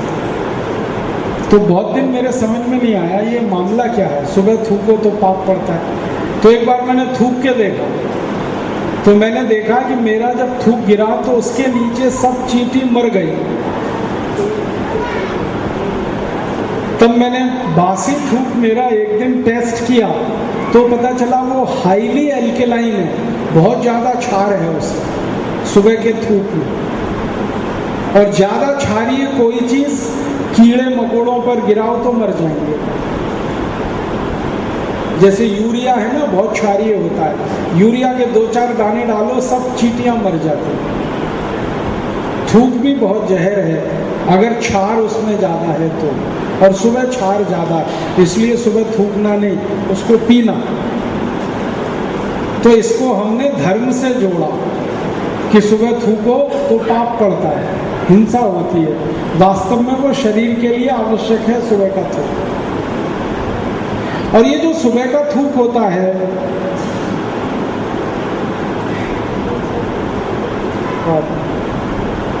ये जो सुबह का थूक होता है, इसकी मेडिसिनल वैल्यू बहुत है, माने इसकी दवा के गुण बहुत है। जैसे मैं आपको 2-4 उदाहरण दूं। आपकी आंखों के नीचे काला काला हो जाए, डार्क सर्कल, सुबह का थूक निकालो, आंखों के नीचे लगाओ, एकदम साफ हो जाए। चेहरे में कील मुहासे हो जाए, सुबह का थूक निकालो, मुहासों पे लगाओ, मुहासे साफ हो। पैर में कहीं चोट लग जाए, हाथ में कहीं चोट लग जाए, सुबह का थूक उस चोट पे लगाओ, चोट सूख जाती है। हाथ पैर में बच्चों के फोड़े फुंसी हो जाए, सुबह का थूक लगा दो, फोड़े फुंसी ठीक हो जाते हैं।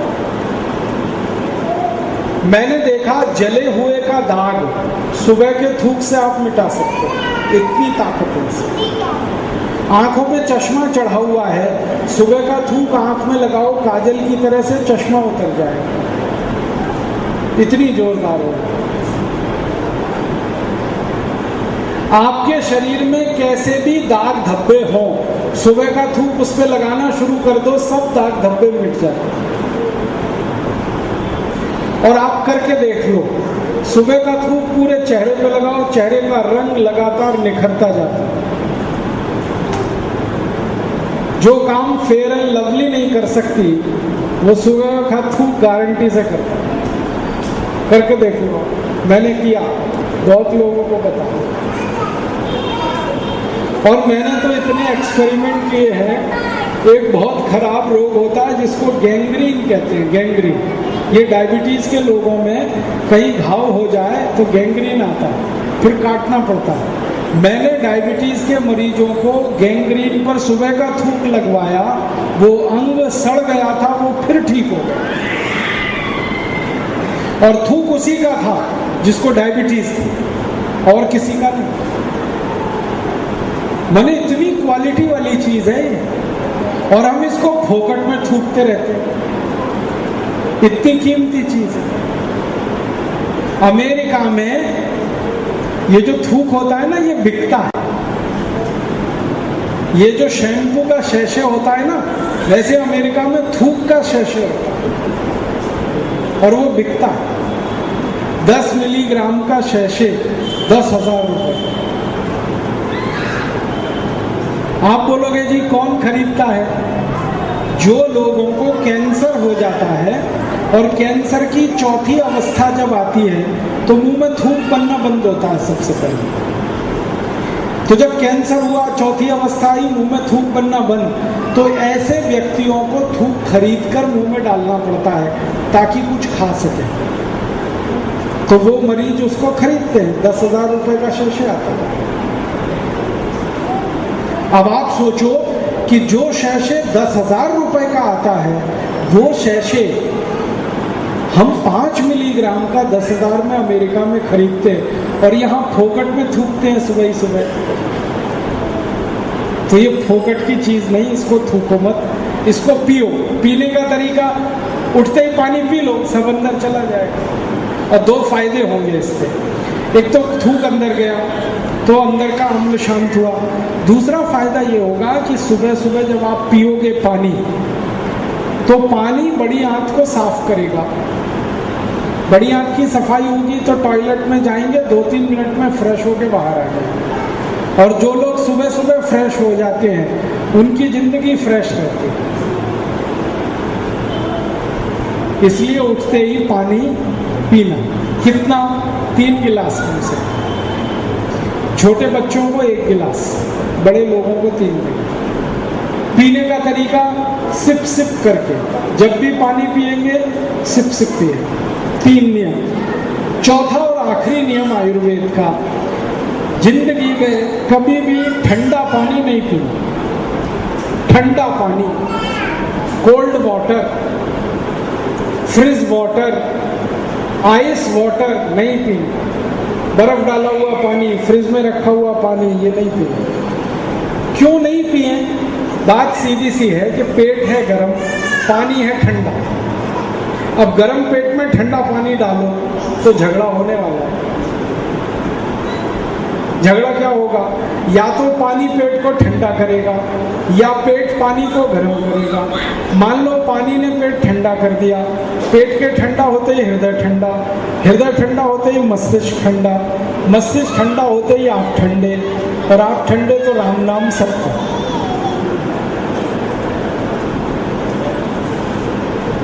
इसलिए आयुर्वेद कहता है ठंडा पानी नहीं पीना। तो आप पूछोगे मिट्टी के घड़े का पी सकते हैं? हाँ, मिट्टी के घड़े का पानी ठंडा नहीं है। क्यों? मिट्टी के घड़े के पानी का तापमान शरीर के तापमान के लगभग बराबर है। शरीर का तापमान है 37 डिग्री सेंटीग्रेड, मिट्टी के घड़े का पानी का तापमान है 33 डिग्री 32 डिग्री, तो दोनों बराबर हैं। इसलिए मिट्टी के घड़े का पानी पी सकते हैं, बर्फ का पानी नहीं पी सकते, फ्रिज का पानी नहीं पी सकते। और अगर आप नहीं मानेंगे मेरी इस बात को, तो जिंदगी भर के लिए तैयार रहिए, 148 रोग आपके जीवन में आएंगे अगर फ्रिज का पानी आप पिएंगे तो। सबसे पहले मुश्किल पता है क्या आती है? जो लोग बार बार फ्रिज का पानी पीते हैं, उनकी जो बड़ी आंत है ना, लार्ज इंटेस्टाइन, वो बंद हो जाती है। लार्ज इंटेस्टाइन ऐसे खुली रहनी चाहिए, बार बार फ्रिज का पानी पियो ये बंद हो जाती है। और लार्ज इंटेस्टाइन अगर बंद हुई, बड़ी आंत, तो पेट साफ नहीं होगा, और पेट अगर साफ नहीं हुआ तो 148 रोग जिंदगी भर आने ही है, पक्का। इसलिए ठंडा पानी मत पीजिए, फ्रिज का पानी मत पीजिए। तो ठंडा पानी बंद करिए, मिट्टी के घड़े का पानी, और सर्दियों में तो गुनगुना पानी, हल्का गर्म पानी। और इससे पहले का नियम, पानी सवेरे सवेरे उठकर सबसे पहले पीना। इसके पहले का नियम, पानी घूट घूट पीना। और सबसे पहला नियम, खाने के 1.5 घंटे बाद पानी।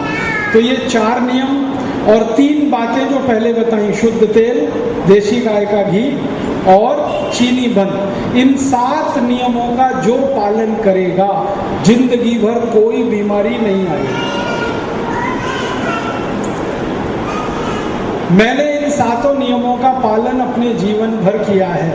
एक नियम में थोड़ी बहुत गड़बड़ होती है, मैं चीनी खाना पसंद नहीं करता, लेकिन कई लोग जबरदस्ती खिला देते हैं, वहाँ थोड़ी गलती हो जाती है मुझसे।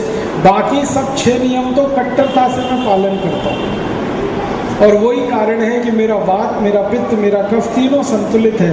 हर दिन में 6 से 8 घंटे बोलता हूँ, फिर भी वात का प्रकोप नहीं होता। आपको मालूम है, बोलने में सबसे ज्यादा वात बिगड़ता है। आधा घंटे बोल के देख लो, पता चल जाएगा आपको। मैं 6-6 घंटे बोलता हूँ,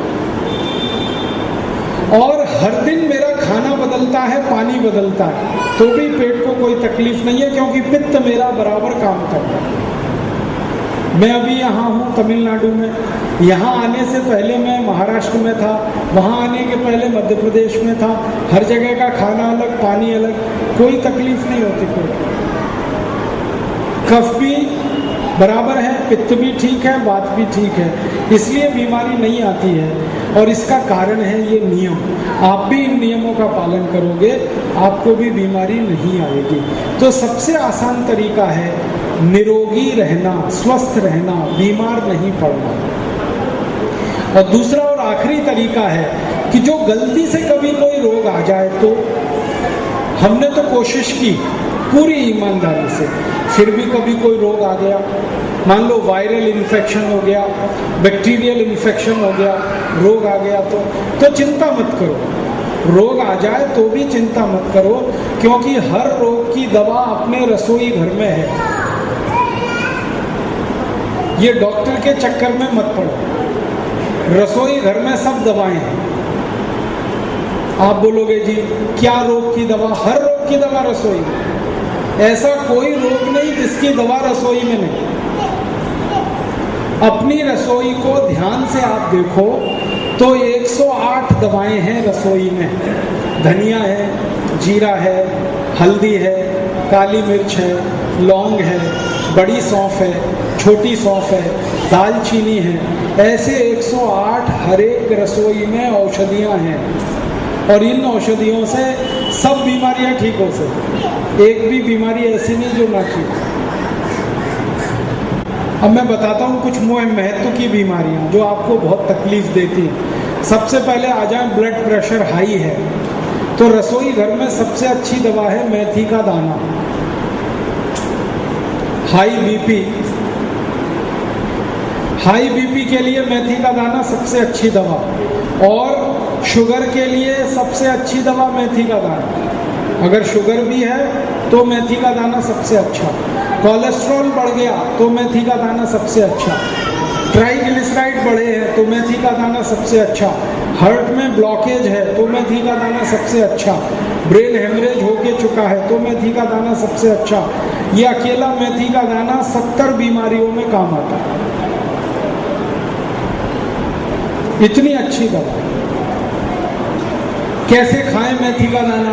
खाने का तरीका है, आधा चम्मच मेथी का दाना 1 गिलास पानी में रात को डाल दो, रात भर पानी को रखो, सवेरे उठ के पानी को पी लो, मेथी दाने को चबा के खा लो। ये तरीका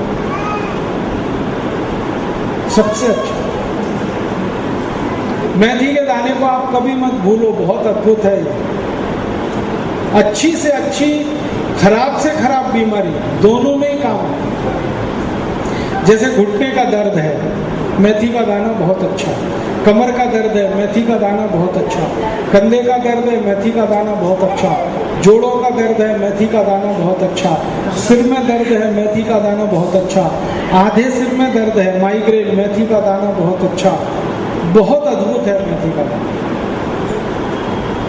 वात में और कफ में, वात में 80 बीमारियां, कफ में 20 बीमारियां बड़े आराम से ठीक होती हैं मेथी के दाने। मुझे बहुत बार ये समझ में आता है कि हमारे बुजुर्गों ने मेथी के दाने को हर अचार में क्यों डलवाया, क्योंकि ये सबसे अच्छी दवा है। इसलिए बिना मेथी दाने के अचार नहीं बनता, और जिस अचार में मेथी दाना पड़ गया वो अचार नहीं रहता, वो दवा है। कान में दर्द होता है, मेथी का दाना खिलाओ, कान का दर्द ठीक करेगा। आंखों में तकलीफ है, मेथी का दाना खिलाओ, आंखों की तकलीफ। मैंने बताया ना, 70 से 100 बीमारियों में अद्भुत काम होता है। और एक बहुत बढ़िया नुस्खा बताता हूँ सभी माताओं, बहनों को, भाइयों को। जब बहुत गले में आवाज बैठ जाए, गला घर घर करे, आवाज बैठ गई हो, कारण कुछ भी हो, ठंड लग गई तो आवाज बैठ सकती है, ज्यादा बोल बोल किया तो आवाज बैठ सकती है। आवाज बैठने के 20 कारण हो सकते हैं, कारण कुछ भी रहने दो। अगर आवाज बैठ गई तो मेथी का दाना पानी में डाल के उबालो,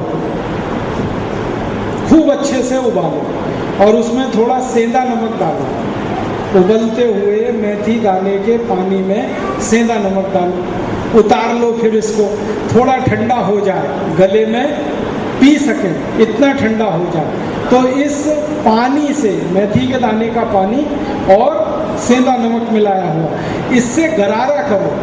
गरारा समझते हो? गार्गलिंग। आप एक गार्गलिंग करना, एक बार डाल के ओ ऐसे, एक ही बार में गला खोल दे, एक ही बार।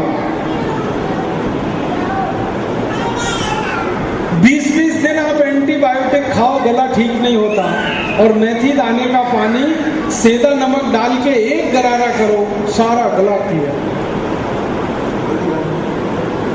और जिनको टॉन्सिल की तकलीफ है वो तो जरूर ये काम करें।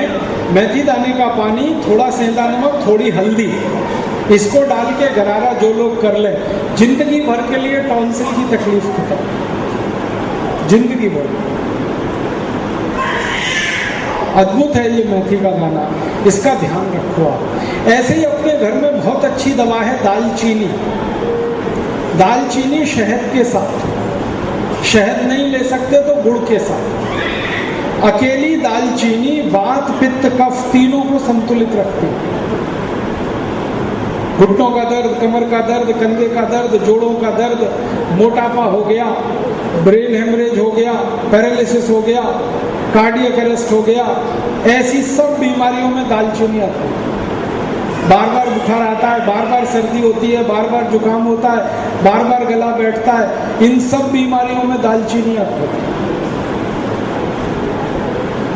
ऐसे ही अपने घर में बहुत अच्छी दवा है हल्दी, कफ और वात की सबसे अच्छी दवा। हल्दी का तो आप सभी जानते हैं, दूध में डाल के गर्म करके पीना सबसे अद्भुत है। हल्दी अकेली दवा है जो कैंसर ठीक करती है। पूरी दुनिया में एक ही दवा कैंसर की, उसका नाम है हल्दी।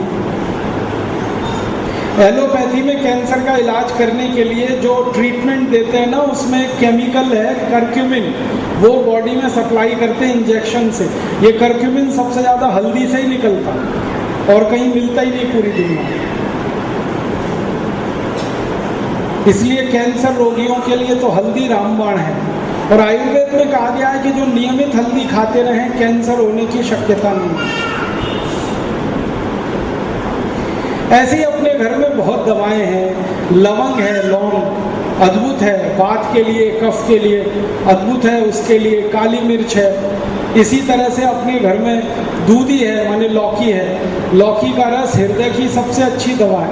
कितना भी बड़ा ब्लॉकेज हो हार्ट में, दूधी का रस पियो, लौकी का रस पियो।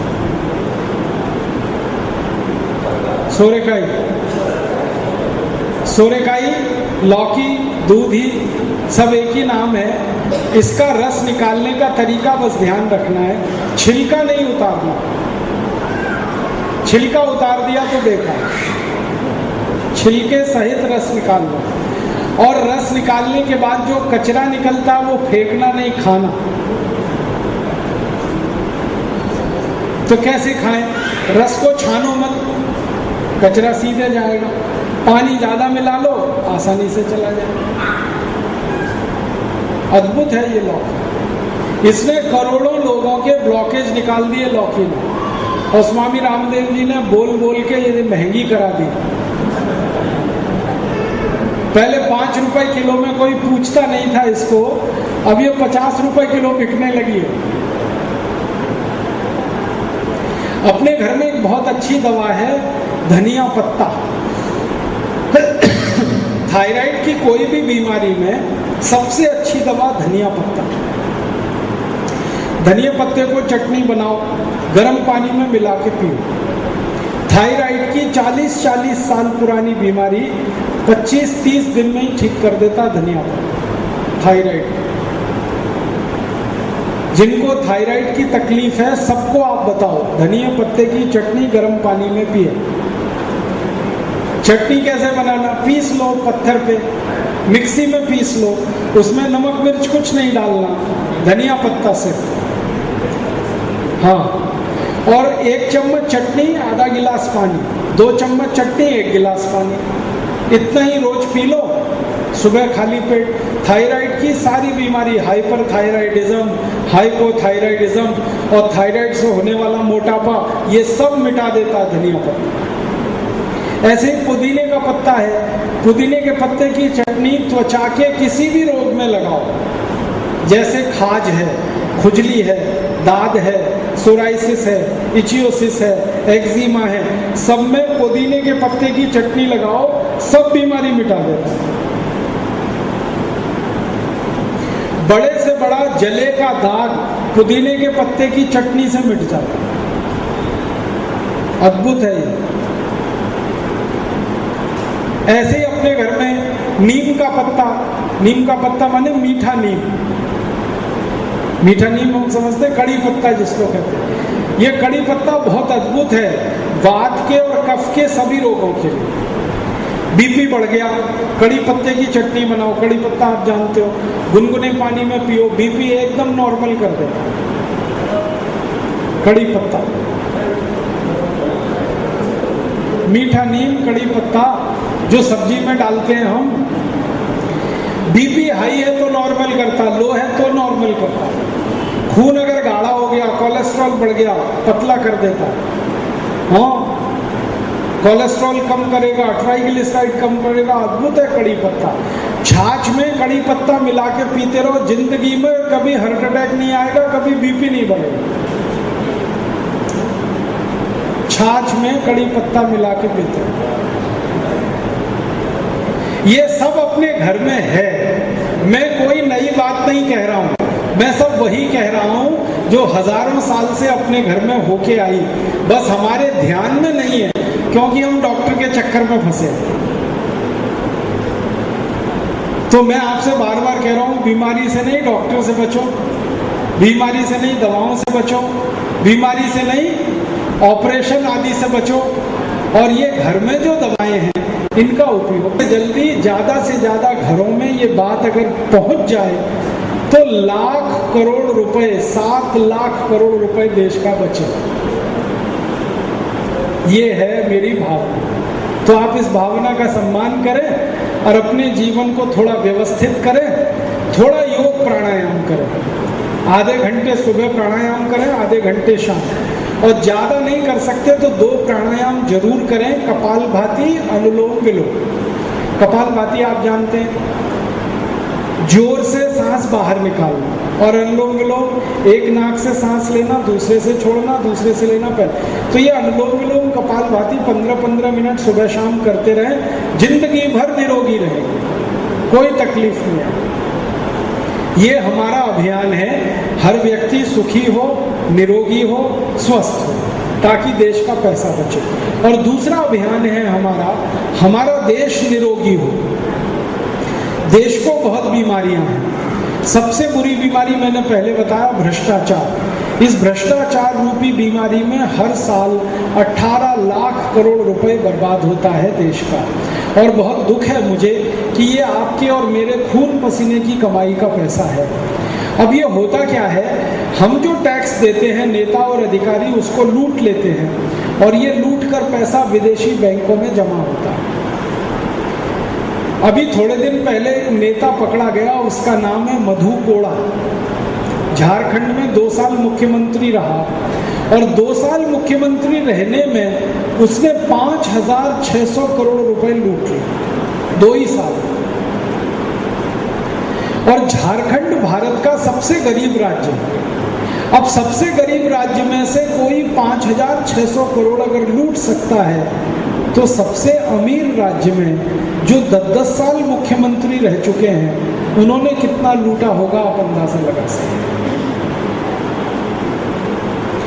हमने ऐसे मधु कोड़ा जैसे रिश्वत और लूट करने वाले नेताओं की एक लिस्ट बनाई है, उसमें 80,000 नाम, 80,000 लूटने में लगे हैं पूरे देश में।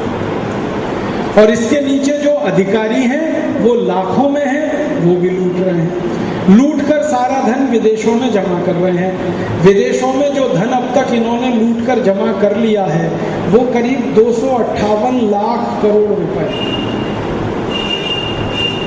258 लाख करोड़। ये इतनी बड़ी रकम है कि आप इसे कैलकुलेटर में नहीं लिख पाएंगे, कैलकुलेटर फेल हो जाता।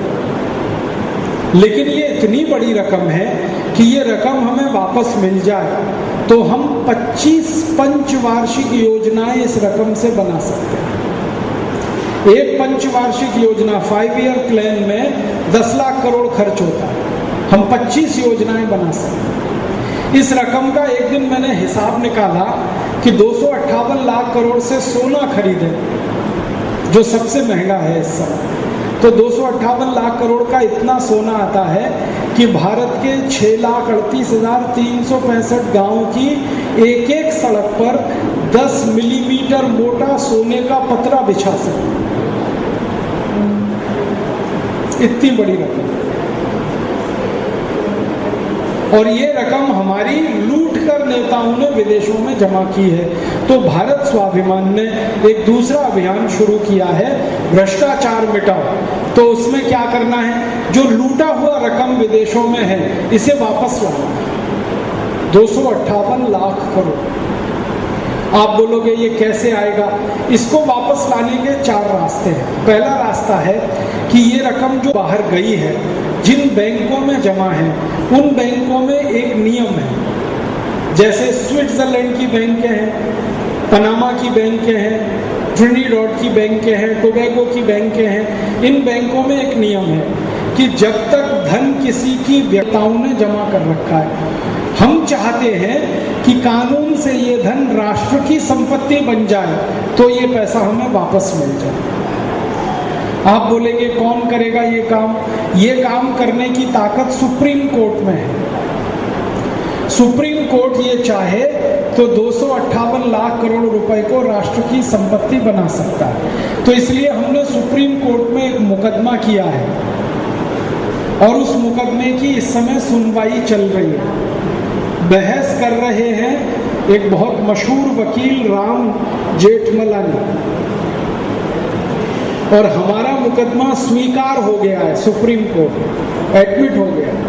6 महीने से बहस चल रही है। बहस इसी विषय पर चल रही है कि 258 लाख करोड़ रुपए को भारत की राष्ट्रीय संपत्ति घोषित किया जाए।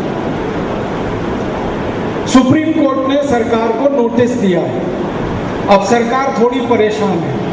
नोटिस में ये कहा गया है कि 258 लाख करोड़ किस किस का है ये बताए सरकार सुप्रीम कोर्ट को। तो अब सरकार किसका नाम ले, क्योंकि जिनका पैसा है वही सरकार चला रहे। तो तकलीफ ये है। तो सरकार ने अभी सुप्रीम कोर्ट में ये कहा कि हमको 6 महीने का समय दे दो। सुप्रीम कोर्ट ने दे दिया। फिर 6 महीने बाद वो कहेंगे और 6 महीने का समय दे दो। टाइम पास करना है ना, तो ऐसे ही करते हैं। तो हम सुप्रीम कोर्ट को ये कहने वाले हैं कि बार बार आप उनको 6-6 महीने का समय दो। उससे अच्छा ये है एक लाइन का ऑर्डर पास करो कि ये धन जिसका भी है वो राष्ट्र की संपत्ति है। ऑर्डर करे अगर सुप्रीम कोर्ट तो सारा पैसा वापस आ जाए। ऐसा पहले एक बार हो चुका है। यूरिया घोटाला हुआ था नरसिम्हा राव के जमाने में, तब सुप्रीम कोर्ट ने ऑर्डर दिया था। 133 करोड़ रुपए का घोटाला हुआ था।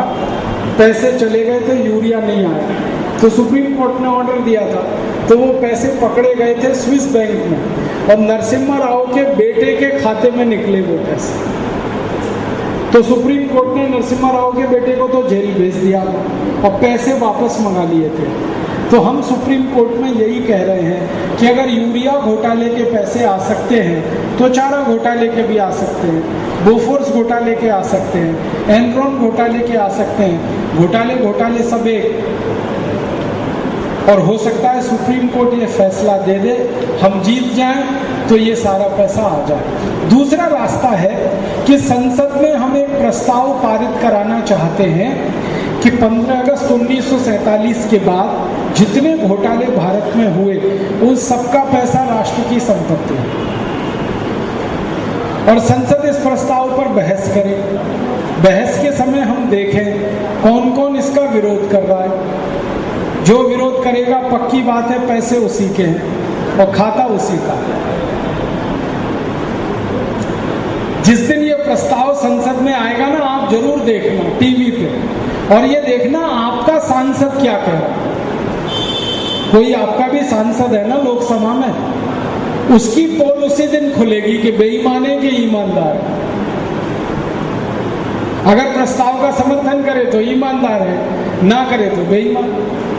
तो सारे देश को हम ये बताना चाहते हैं बेईमान कौन, ईमानदार कौन। मान लो बेईमान ज्यादा है संसद में तो हमारा प्रस्ताव गिरेगा, यही होगा ना।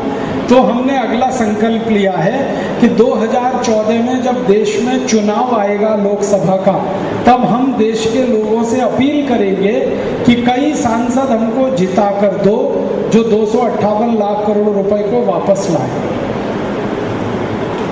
और ये इतनी बड़ी रकम है कि 125 साल तक हम देश को बिना एक पैसा टैक्स लिए चला सकते हैं। ये इतनी बड़ी रकम है। तो हम देश के सामने ये मुद्दे को प्रस्तुत करेंगे। परम पूजनीय स्वामी रामदेव जी खुद बोल रहे हैं कि 2014 के चुनाव में वो एक एक क्षेत्र में जाएंगे और लोगों से अपील करेंगे। हो सकता है कि लोग हमारी अपील पर ध्यान दें और हमें कुछ सांसद मिल जाएं जो चुन कर आएं और जो इस काम को कर दें और 258 लाख करोड़ वापस आ जाए। हमें उम्मीद है कि हमें ऐसे सांसद मिलेंगे, क्योंकि एक बार ऐसी अपील जयप्रकाश नारायण ने की थी 1977 में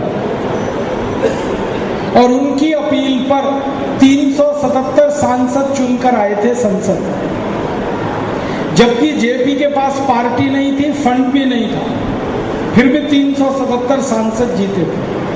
और सांसद पहले जीते थे, पार्टी बाद में बनी थी, जनता पार्टी।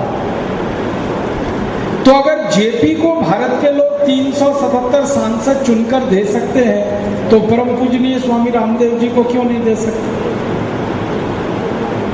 तो हमारा ये योजना है कि 2014 में हम ये करेंगे, किसी भी तरह से 258 लाख करोड़ रुपए वापस लाना है, तरीका कुछ भी हो। और एक तरीका है, संयुक्त राष्ट्र महासंघ से भारत ने एक ट्रीटी साइन की है, अगर इस ट्रीटी का पार्लियामेंट में अनुमोदन हो जाए तो भी ये पैसा आ जाए। और चौथा और आखिरी रास्ता है, अमेरिका के राष्ट्रपति बराक ओबामा ने अभी कहा कि अगर भारत सरकार चाहे तो ये सारा पैसा मैं दिलवा सकता हूं। क्यों? बराक ओबामा ने अपना पैसा निकाला है स्विस बैंक से, उसका 780 अरब डॉलर उसने निकाला, तो वो कह रहा है मैं भारत का भी दिलवा सकता हूं। तो ये भी एक रास्ता है अपने पास। हम बराक ओबामा से मदद क्यों नहीं ले सकते? 20 कामों में हम उससे मदद मांग रहे हैं। पाकिस्तान के आतंकवादियों को मारने के लिए हम बराक ओबामा से मदद मांग रहे हैं, तो 258 लाख करोड़ लाने के लिए क्यों नहीं मदद ले सकते? तो रास्ते तो अपने पास हैं। और एक आखिरी रास्ता है, पांचवा, वो रास्ता ये है कि 15 अगस्त 1947 से आज तक जितनी करेंसी छपी है देश में, इस पूरी करेंसी को वापस ले लो।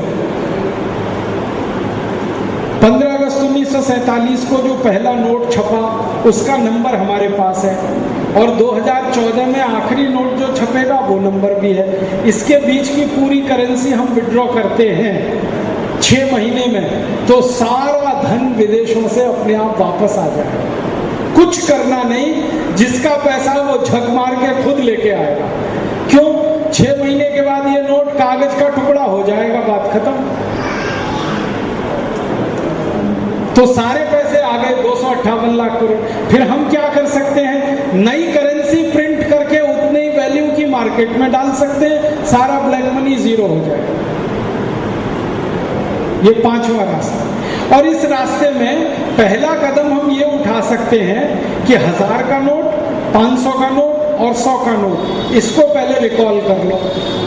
50 तक के नोट चलने दो, 1000, 500, 100 के रिकॉल कर लो, क्योंकि रिश्वत और घूसखोरी 1000, 500 और 100 में ही होती है, 50 रुपए की रिश्वत नहीं है।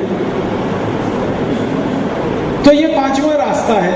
ऐसे रास्ते हैं पैसे लाने के, हमें ये लाना है, और लाने के बाद इस 258 लाख करोड़ रुपए को देश के विकास में लगाना है। और विकास में 2 योजनाएं हमने बनाई हैं, एक गांव के लिए, एक शहर के लिए।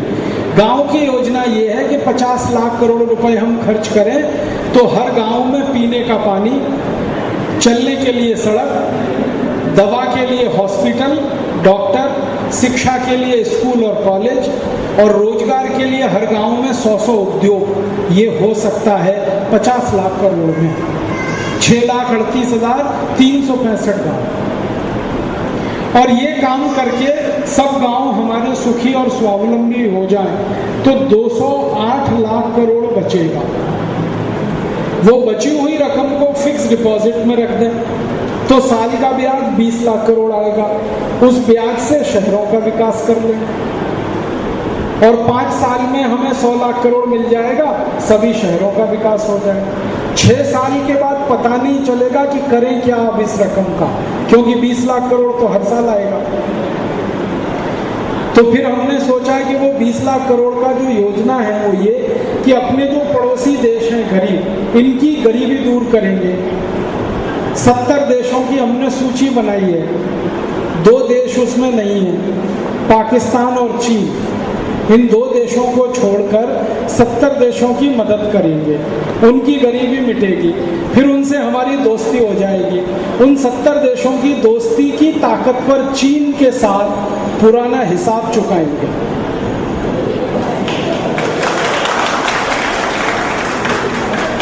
हमारे देश की 72,000 वर्ग मील जमीन चीन ने दबा रखी है 1962 से, ये वापस ले ली। नेहरू जी की गलती से ये जमीन गई थी, अब वो गलती सुधार के वापस ले रहा है। चीन कैसे वापस देगा इस जमीन को? तिब्बत का सवाल उठाएंगे तो चीन वापस देगा जमीन, तिब्बत को आजाद कराएंगे 70 देश मिलके, और तिब्बत जैसे ही आजाद हुआ 72,000 वर्ग मील जमीन हमारी वापस आई। और एक बार हम ये कर पाए तो 1962 के शहीदों की आत्मा को शांति मिलेगी जो लड़ते लड़ते मारे गए इस जमीन को बचाने। फिर दूसरा, हमें पुराना हिसाब चुकाना है पाकिस्तान से। पाकिस्तान ने बहुत तकलीफ दी है हमको। आतंकवादियों के अड्डे जहां जहां चल रहे हैं इनको तो ध्वस्त करना ही है 70 देशों की मदद से। और चीन पाकिस्तान को अगर हमने संतुलित कर लिया तो दुनिया भर के देशों में हमारी इज्जत और हमारी हैसियत दोनों बढ़ेगी। अभी दुनिया के देश ये मानते हैं कि भारत करता कुछ नहीं है, बस बोलता है, फिर हम करेंगे, बोलेंगे नहीं, ताकि दुनिया देखे कि हम करते भी। और एक काम करना है, 70 देश जो हमारे साथ आए तो इनकी मदद से अंग्रेजों के खिलाफ एक मुकदमा लड़ना है अंतर्राष्ट्रीय अदालत में। अंग्रेजों ने 250 साल हमारे देश में से जो पैसा लूटा वो वापस लाना है ब्याज सहित, और इसके लिए मुकदमा लड़ना है। और उस मुकदमे की तैयारी हम कर रहे हैं, और उसकी तैयारी के लिए 50,000 डॉक्यूमेंट्स हमने इकट्ठे किए अंग्रेजों की लूट के, जो उन्होंने भारत में की 1757 से लेकर 1947 तक। और वो दस्तावेज सारे लंदन से हमने इकट्ठे किए हाउस ऑफ कॉमन्स की लाइब्रेरी से, और वो सब ओरिजिनल डॉक्यूमेंट्स हैं जिसको अंग्रेज भी झुठला नहीं सकते। और जिन जिन वकीलों से हमने बात की वो कहते हैं कि मुकदमा हम ही जीतेंगे क्योंकि सबूत हमारे पास है। और कई वकील तो ये कह रहे हैं कि खाली मुकदमा पेश करने की देर है अंतर्राष्ट्रीय अदालत में, 3 महीने में फैसला हमारे पक्ष में आए। तो ये भी करना है, और ये काम अगर हम कर पाए तो इंग्लैंड से हमें 450 लाख करोड़ रुपए मिलेगा ब्याज सहित। और ये 450 लाख करोड़ को हम सोने के रूप में लाके अगर रिजर्व बैंक में रख दें तो देश के रुपए की कीमत 50 गुनी बढ़ जाएगी। अभी $1 50 रुपए है, फिर $1 1 रुपया हो जाएगा। और डॉलर और रुपया अगर बराबर हुआ तो जो निर्यात हम कर रहे हैं इस समय 8 लाख करोड़ का, वो निर्यात हो जाएगा 400 लाख करोड़ का। और जो आयात कर रहे हैं वो घट जाएगा 50 गुना, निर्यात बढ़ जाएगा 50 गुना, तो ट्रेड सरप्लस होगा। और ट्रेड सरप्लस हमारा अगर 400 लाख करोड़ का है तो ये चीन से भी ज्यादा है और अमेरिका से भी ज्यादा है। हम चीन और अमेरिका दोनों से आगे निकल जाएंगे। और अगर रुपया डॉलर बराबर हुआ तो एक बड़ी क्रांति आएगी कि जो भारतवासी अमेरिका में हैं ये सब वापस लौट के आ जाएंगे। 4 करोड़ भारतवासी इस समय विदेशों में हैं। ये इसलिए गए हैं कि $1 में 50 रुपए है। जब $1 रुपया हो जाएगा ये वापस आ जाएंगे। ये वापस आएंगे तो इनका जो ब्रेन है वो देश के काम में आएगा। और इनका ब्रेन कितना है? अमेरिका की सबसे बड़ी संस्था नासा, उसमें 36% वैज्ञानिक भारत के हैं। अमेरिका की सबसे बड़ी university MIT, Massachusetts institute of technology, उसमें 53% इंजीनियर भारत के। अगर ये सब वापस आ गए तो हम तो नासा जैसी 100 संस्थाएं बनाएंगे, MIT जैसी 200 यूनिवर्सिटी बनाएंगे। और इतनी अच्छी संस्थाएं जब भारत में होंगी तो सारे दुनिया के लोग भारत में पढ़ने आएंगे। अभी उल्टा है, हम अमेरिका जाते हैं फिर वो आएंगे यहाँ पर। और अगर दुनिया के लोग भारत में पढ़ने आए तो वो पुराना जमाना लौटेगा। तक्षशिला और नालंदा 2 बड़े विश्वविद्यालय थे, हजारों विदेशी पढ़ने आते थे। भारत उस समय सोने की चिड़िया था, फिर भारत सोने का शेर बनेगा। अब सोने की चिड़िया नहीं बनाना है, अब सोने का शेर बना। क्योंकि चिड़िया था इसलिए लूट लिया विदेशियों ने, शेर होता तो कोई हाथ लगा के देखता, तो फिर सोने का शेर बनेगा। दुनिया भर के लोग यहाँ पढ़ने आएंगे, भारत में काम करने के लिए आएंगे, भारत के लिए सारी दुनिया गर्व से सलाम करेगी, सिर झुकाएगी, और भारत फिर विश्वगुरु बन जाएगा। ऐसा भारत बनाने का हमारा सपना है। इस सपने में भारत स्वाभिमान एक साधन की तरह से हमने बनाया।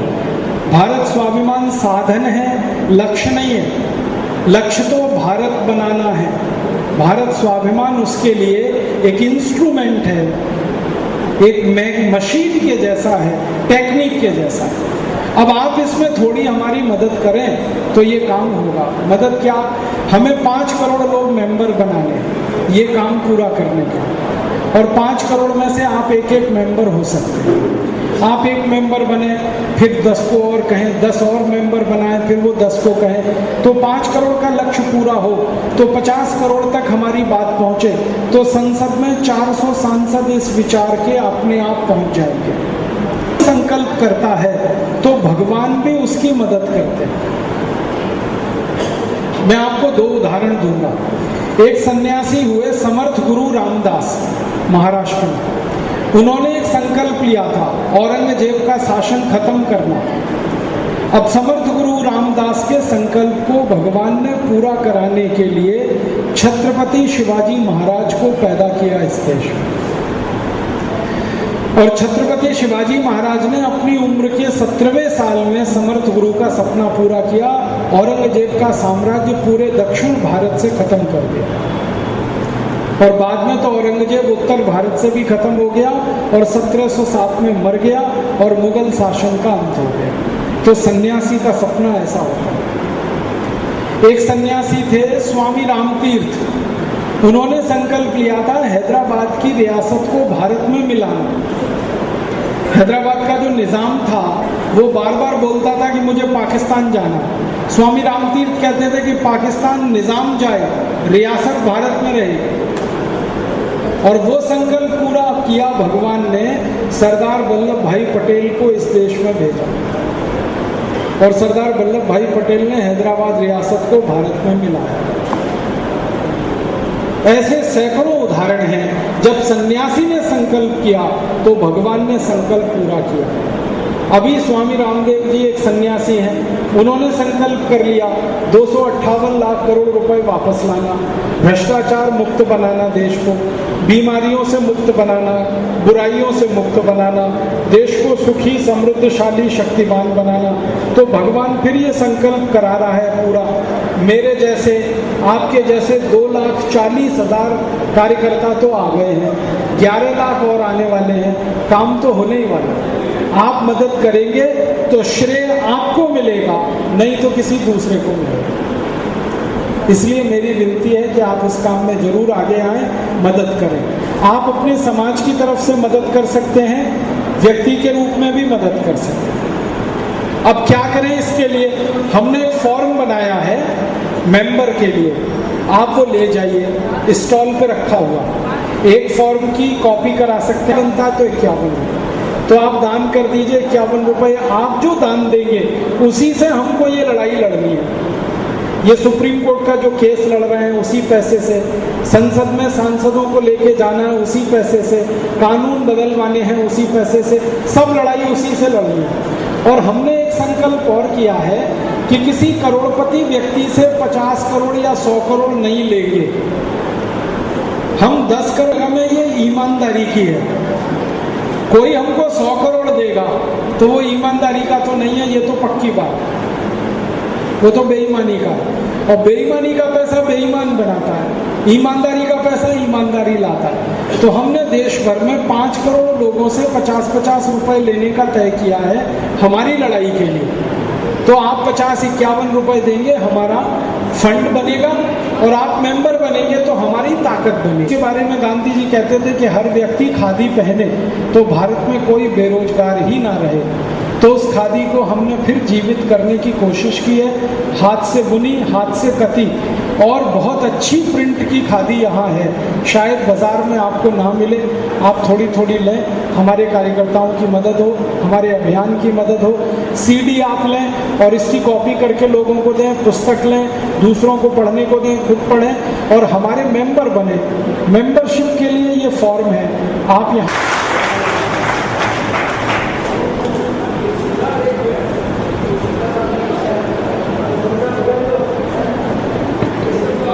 आज हमारे बीच भारत स्वाभिमान एवं पतंजलि योगपीठ से राष्ट्रीय सचिव श्री राजीव जी दीक्षित यहाँ पधारे।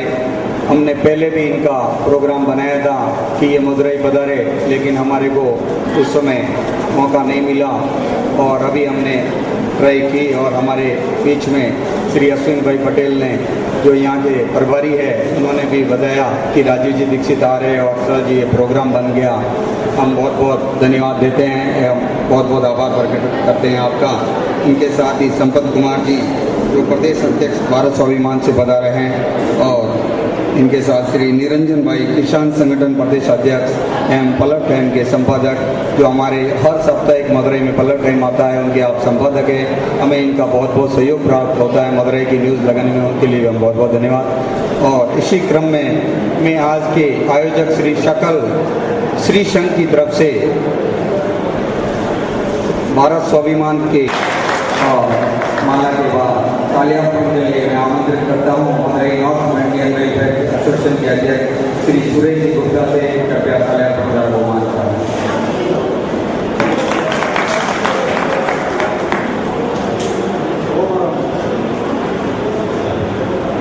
और साहित्य धारा बहुमान के लिए मैं आमंत्रित करता हूँ श्री सुमतीनाथ जी ने आमंत्रित।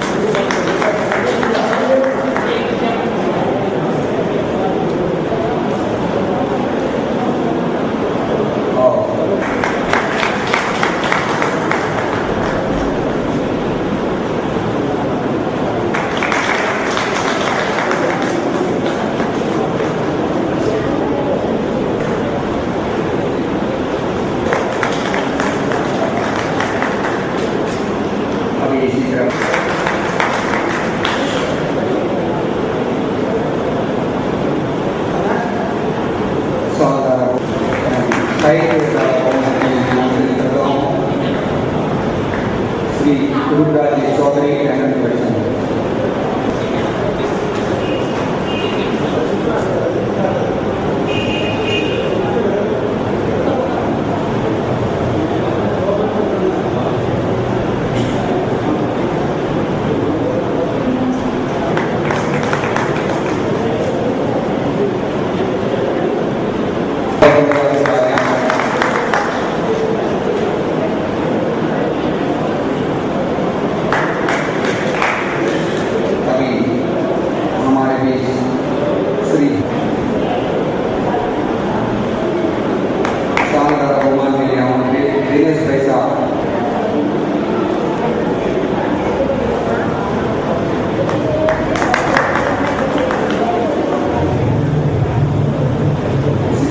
विवेक भाई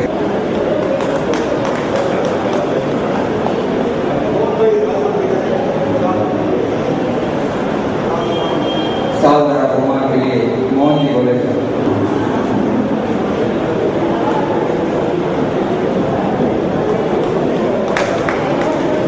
अभी में आज इच्छा है कि हमारे भारत स्वाभिमान राष्ट्र निर्माण के लिए जो हमने सतत श्री संघ को निमंत्रण देके राजीव जी दीक्षित को यहाँ बुलाया था, उनका श्रेय अश्विन भाई पटेल को जाए। अश्विन भाई ने जिंदगी की मैंने तो 2 साल पहले सीखा था और आपके हर कमरों पे आपके विचारों पे चलने का मन में ठान लिया है, तो मैं अश्विन भाई का सादा माला के द्वारा बहुमान करना चाहता हूँ।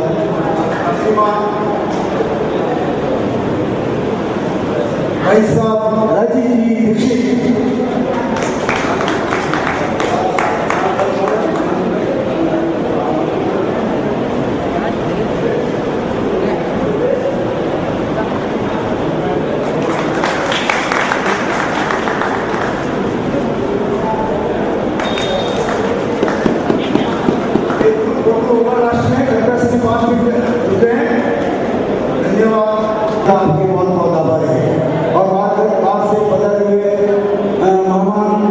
हम सभी आपका